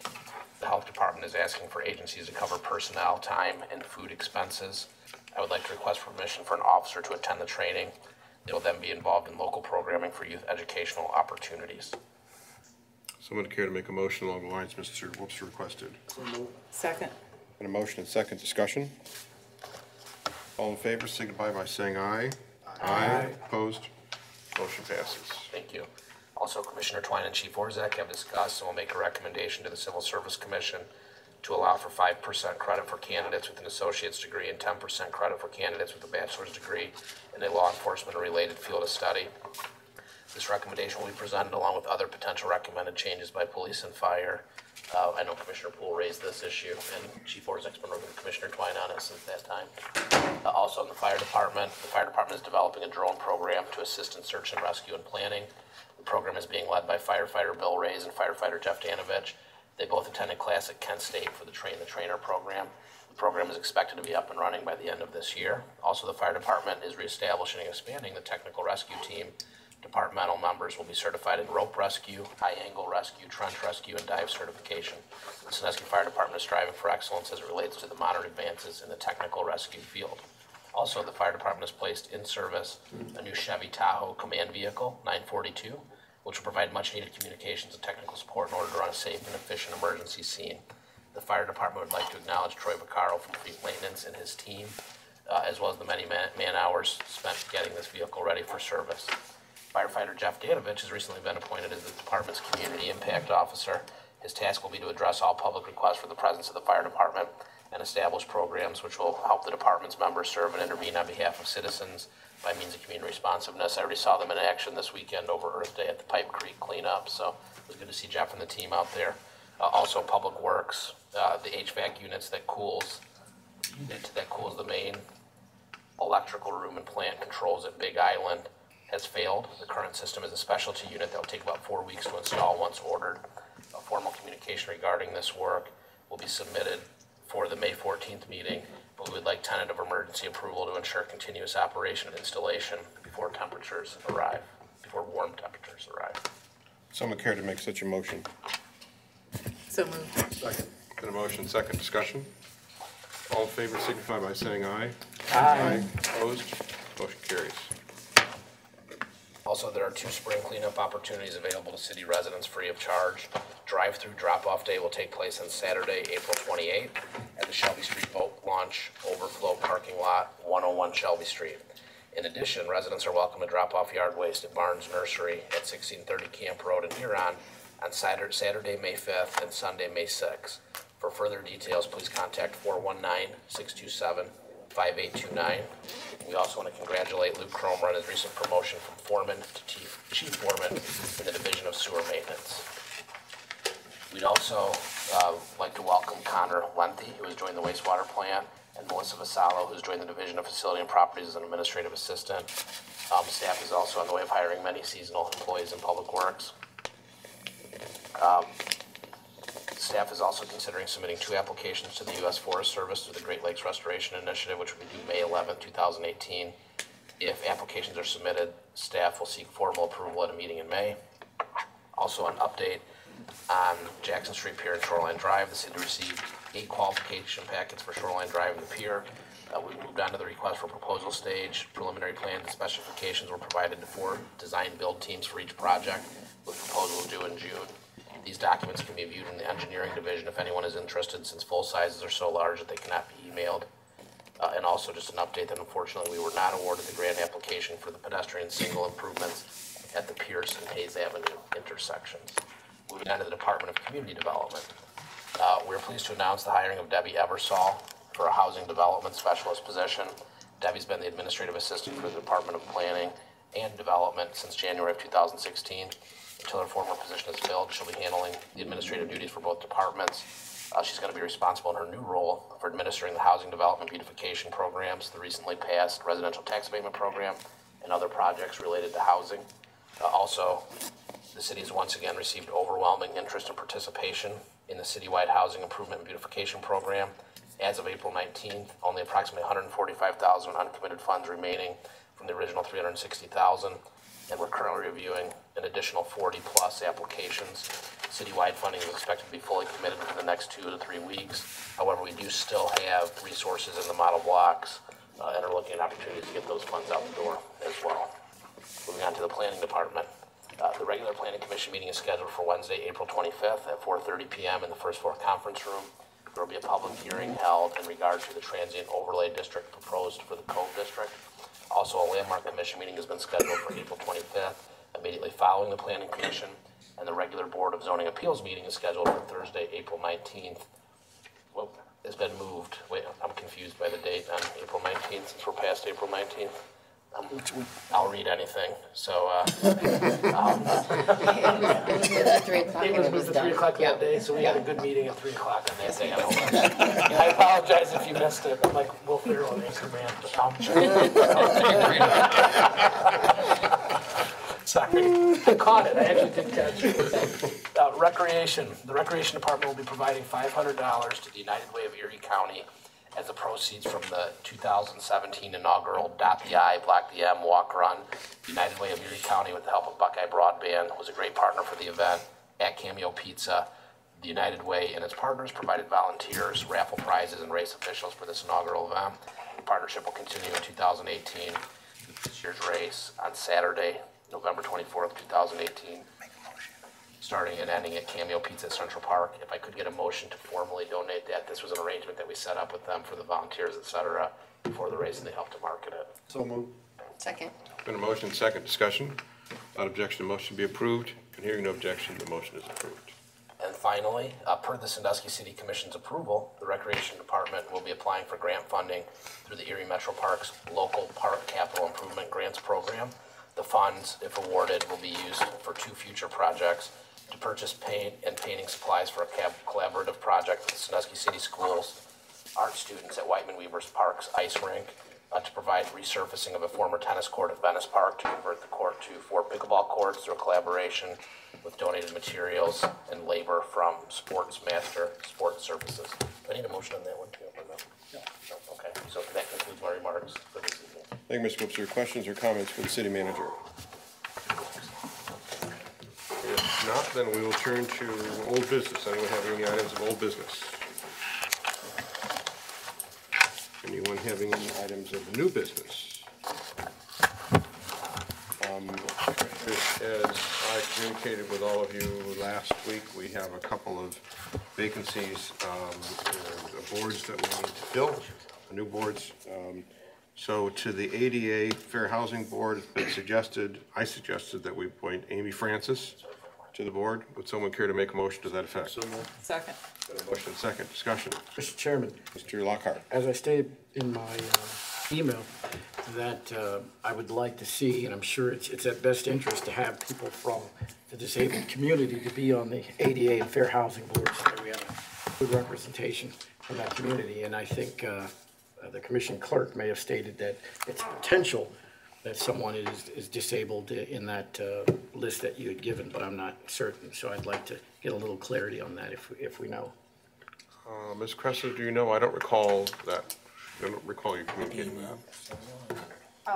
Mr. President, Ms. Petrick has been involved with the MS walk, and I believe that she or her husband had MS.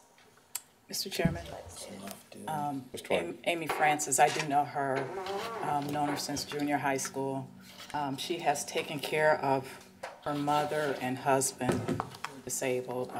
They've since passed on, so I would recommend that Amy be appointed.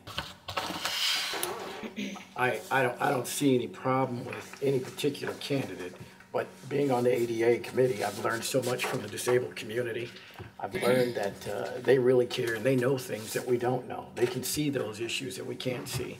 For instance, like, excuse my throat, just like the sidewalks that are downtown, when somebody is disabled in a wheelchair, they're gonna notice things that someone that isn't completely different. So losing Lovey Lavelle, a true treasure, and now Carol Steele passing away, they were both understood fair housing, and one was partially disabled. So I just want to make sure that when we're appointing people, that we have people that have a different perspective than just someone that is not. So just want to keep that. Additional questions, comments on the motion? Ms. Crosser, would you poll the commissioners on the motion? Ms. Twine? Yes. Mr. Lockhart? Yes. Mr. Waddington? Yes. Mr. Hall? Yes. Mr. Brady? Yes. Mr. Poole? Yes. Ms. Lloyd? Yes. That appointment is made, and the motion passes. Additionally, commissioners, we have for some time combined, sort of twinned the Landmark Commission with the Planning Commission, always with the thought that it would be separated when we had a sufficient number of people who were interested in serving on that. So we have several people who have applied. Unfortunately, one who had applied and was on the list on Friday communicated today that he's relocating and sometime in the future. So Mr. Greenwood would not be on this list. But what I would ask for is an appointment. Is a motion to appoint Tim Berkey and Joe Galea to terms expiring at the end of this year.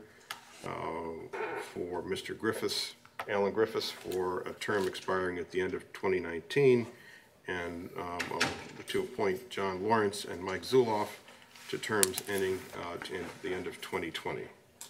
Someone care to make such a motion? Second. And a motion and second. Discussion. Ms. Crosser, would you poll the commissioners on the motion, please? Ms. Twine? Yes. Mr. Lockhart? Yes. Mr. Waddington? Yes. Mr. Murray? Yes. Mr. Brady? Yes. Mr. Poole? Yes. Ms. Lloyd? Yes. That motion passes and those appointments are made. And finally, with respect to the Public Art and Culture Commission, which was recently created, Mr. Wipser spoke to his appointments, and I would request a motion that we appoint the following applicants: Marcia Carrington, Robin Hudnall, Amy Ramsdell, Cable Steineman, Jordan Sternberg, and applying as an alternate, Gail Reedy, who had applied but there wasn't room for her formally, but she would like to participate as an alternate in case some other members are not able to do so. Would someone care to make such a motion? So moved. Second. Been a motion, second. Discussion. Mrs. Cresser, would you poll the commissioners on the motion, please? Ms. Klein? Yes. Mr. Lockton? Yes. Mr. Whiting? Yes. Mr. Murray? Yes. Mr. Brady? Yes. Mr. Poole? Yes. Ms. Williams? Yes. That motion passes and those appointments are made. Any other items of new business? I'm going to turn to audience participation. Anyone wishing to address the commission on any issues of city business, please step to the microphone, give us your name and address, and share with us your thought, please. Once again, Bertie McCarty, 1305 Cleveland Road. I don't need Wes or Greg Larkhart to answer this question. I want the other commissioners. If you guys answer, are you going to ignore me? I need to know, I forgot shit. I need to know about the smoking ban. Is it only for, is it for downtown, people in their cars? How does it work? Mr. Harris has addressed some of that. It is not for downtown. It is only for city properties. Okay, so downtown city properties, only for city properties. Only for the listed properties in the ordinance. And what are those properties? I mean, where can we go and look them up at? It was in the legislation that we passed tonight, so on our agenda tonight, which is posted on the internet, there's the legislation there, and it indicates all the properties by name. Okay, and you know, you guys are always talking about that sports arena that Cedar Point has out there. When are you guys going to do something for the kids here in the city of Sandusky? I mean, all the kids are not privileged to go out there to Cedar Point, to that sports center. They have it closed. They only open it up sometimes. When are you guys going to do something for the kids right here in the city of Sandusky? We do have a rec department that has announced that we've beefed up the investment there. We have 2 full-time people. They just finished a very successful spring break program for the kids in collaboration with Sandusky City Schools. We anticipate doing more things like that. There's been quite an extensive list of activities for the kids in the parks and fishing and all that. Okay, but I mean, all you do is serve lunch, and they may play games with these kids, and it's only until 12 noon. It's not for the whole day. I mean, when these kids are out here doing stuff, and if they get in trouble, then they get in trouble by the police, and there's nothing for the kids to do. I think the programs are more extensive than you're describing, but I can't. Have you been out to one of the programs? I had 2 children that worked in the program, yes. That worked in the program, but have you been out to one of the programs? Yes. And you participated in it? I observed it. I wasn't leading it. Okay, I think you guys should do something for the city of Sandusky kids, because there's a lot of them out here not doing anything, and they need some type of structure too. Thank you, Ms. Carty. Carol Hayes Ave.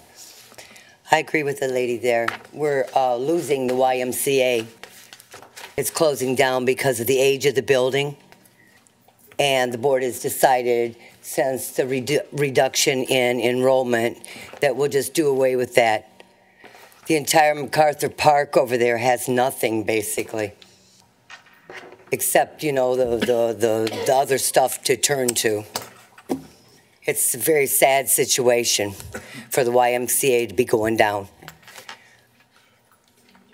The Jackson Street Pier down there, I don't think enough of the commissioners went down there or go down there on a daily basis.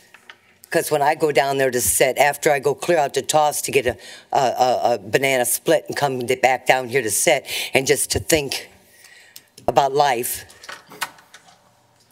there must be 50 cars coming and going, just stopping for a second and going, stopping for a second and going. And they're not way back here after the big green ball field, but you can't play ball in. They're not way back there. They're right there staring into the water and thinking about Johnson's Island, That's another shame that's going to happen to the city.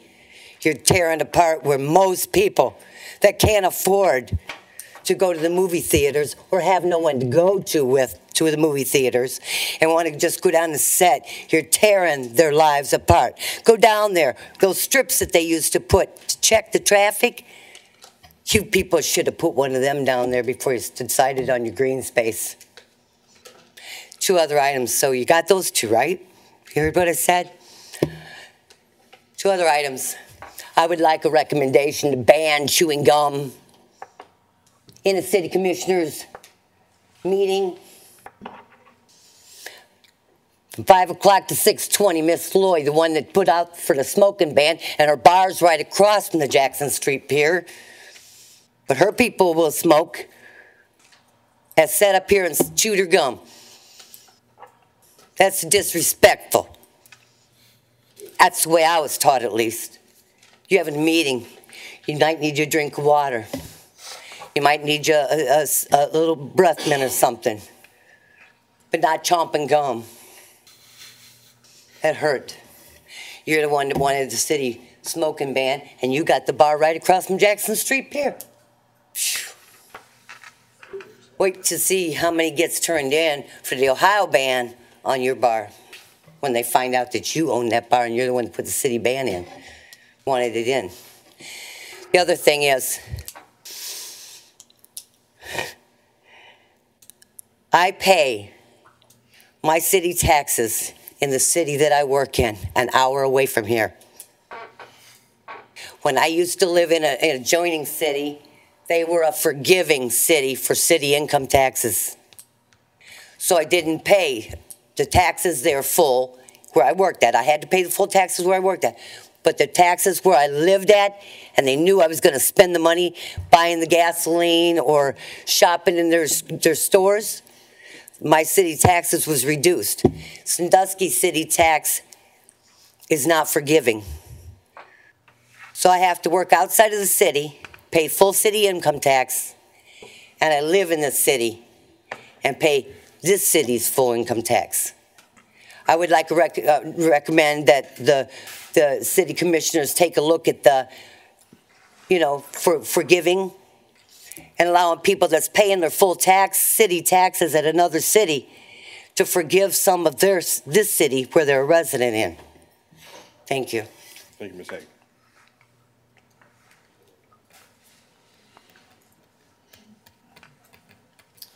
Marcy Platt, you guys probably know my address better than me by now.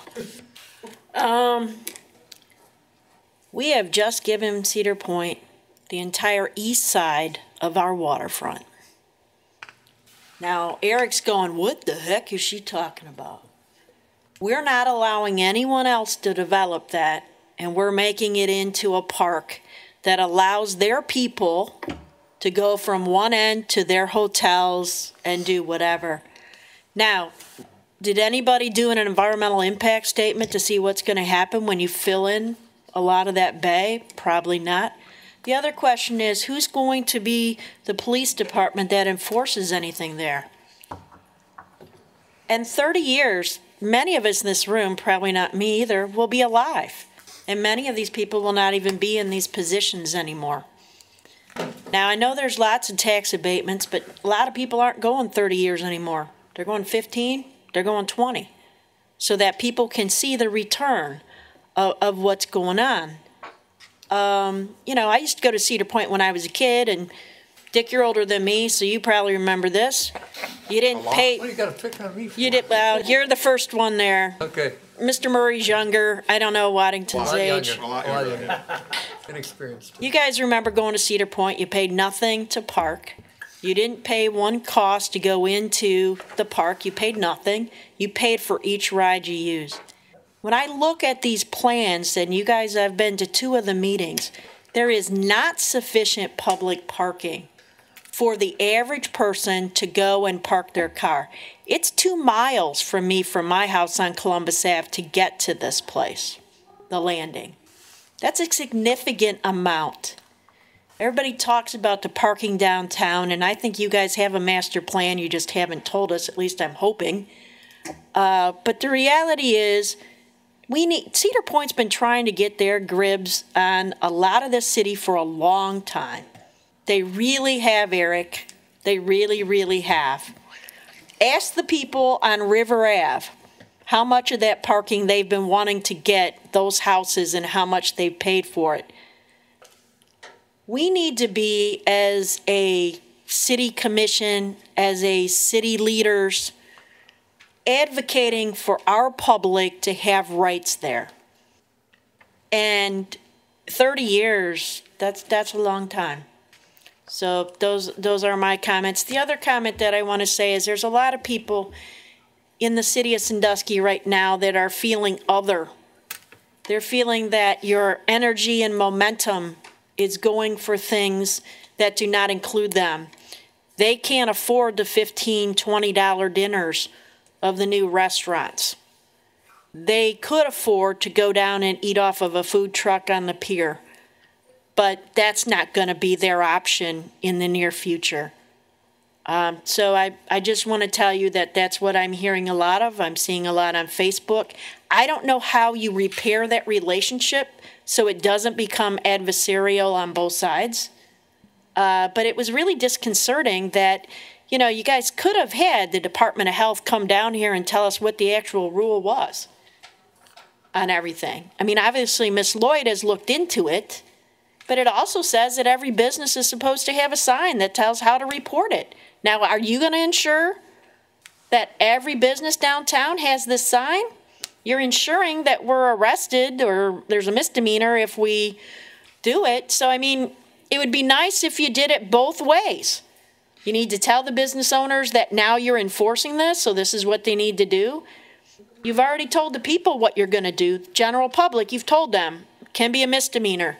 And as one cop's wife told me, which I was shocked, I hadn't even thought from this perspective, I said, well, it shouldn't be that big a deal. Nobody's probably going to mess with people too much. You know what she said? Now it gives them an avenue to question you. I would have never thought of that. Thank you. Thank you, Ms. Platt.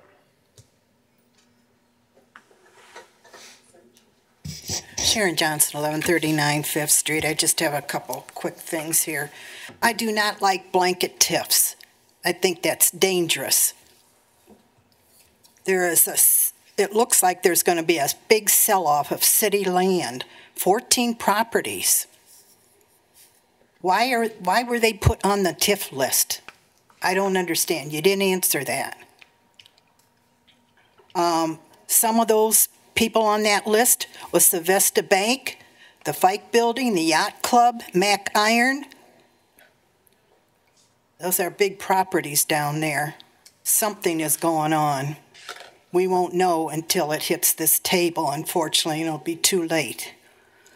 The second thing I have here is the Good Time One, their lease. Now, when the clientele comes off that boat, some of them will go to a motel or eat at a restaurant or go to a bar. We have one commissioner who took a vote on that Good Time One, and her place is across the street.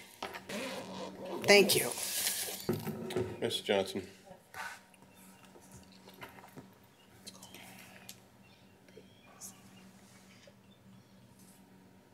Catherine Carter, 5309 Columbus Avenue. About the meeting that Mr. Lockhart had on Saturday at 1 o'clock. A lot of people were at the creek cleanup. A lot of those people were at the meeting. So I don't see any reason why that could have been an excuse not to be at the meeting about the smoking.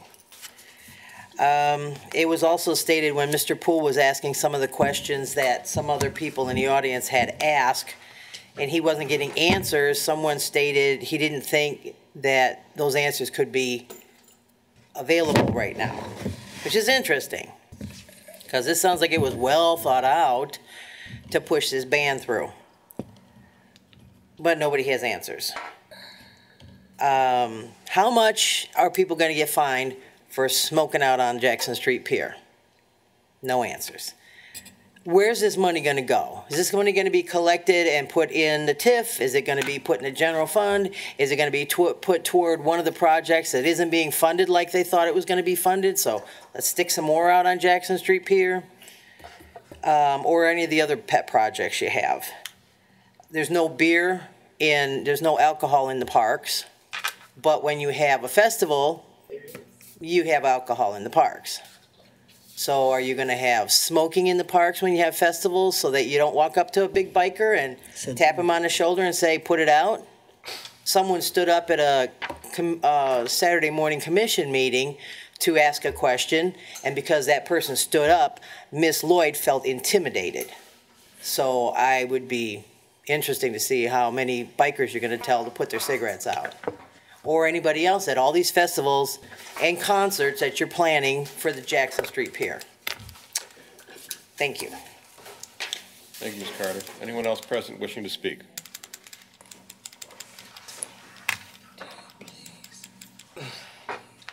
I always want to be the last one. I know everybody's ready to go, but my name's Deshaun Bethia. Live across the street at Bayshore Tower at 128 Perry Street, apartment 1203. I know this is always a tough issue about the smoking, and I already said before the last meeting, April 6th, that I'm for the ban. But I'm for a lot the city's doing. The revitalization, I've read in the paper, online, I've read about the many changes that's coming to the city for the bicentennial. Not only that, for people to be more, live here, enjoy it more, and attract more people in here to the city. But I don't know if she's against Cedar Point. I hope she's not. But I'm for Cedar Point also. It's done a lot for the city. It's bring a lot of tourists from all over the world. And I'm from the Manhattan, New York City area, so I can attend to know that, how tourism is really, really important. But even the PGSU thing, it's never shown. I'm for that also. But to make my point, I'm happy that I lived here for 3 years now. April 2nd, I think it was, my anniversary, and I couldn't have come to a better city, and I'm grateful for everything that the commissioners do to help try to improve the city. I thank you guys a lot. You're doing a good job. Thank you. You're welcome. Anyone else who's not spoken who wishes to address the commission? Not, then someone here to make a motion to adjourn. Mr. Chairman, right before you make that motion, I just wanted to say, I forget who it was that made a comment about the Y moving. The Y is moving to a new location, and true enough, I'd like to see if we could at least do the research or exploration of reappropriating perhaps that Y building, and perhaps even moving our golf course building into the Y building, or using that property potentially for the city's use for recreation in some form or fashion. It would be nice to see if it's possible. I mean, we do a lot of other studies for other things, so at the very least, maybe we can just look at maybe doing a study on that building where it would be a nice golf course, clubhouse, and rec center for the people on that side of the town, residents and things like that.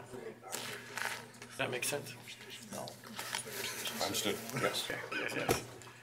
Additional, is there a motion to adjourn? Yeah. Stand adjourned.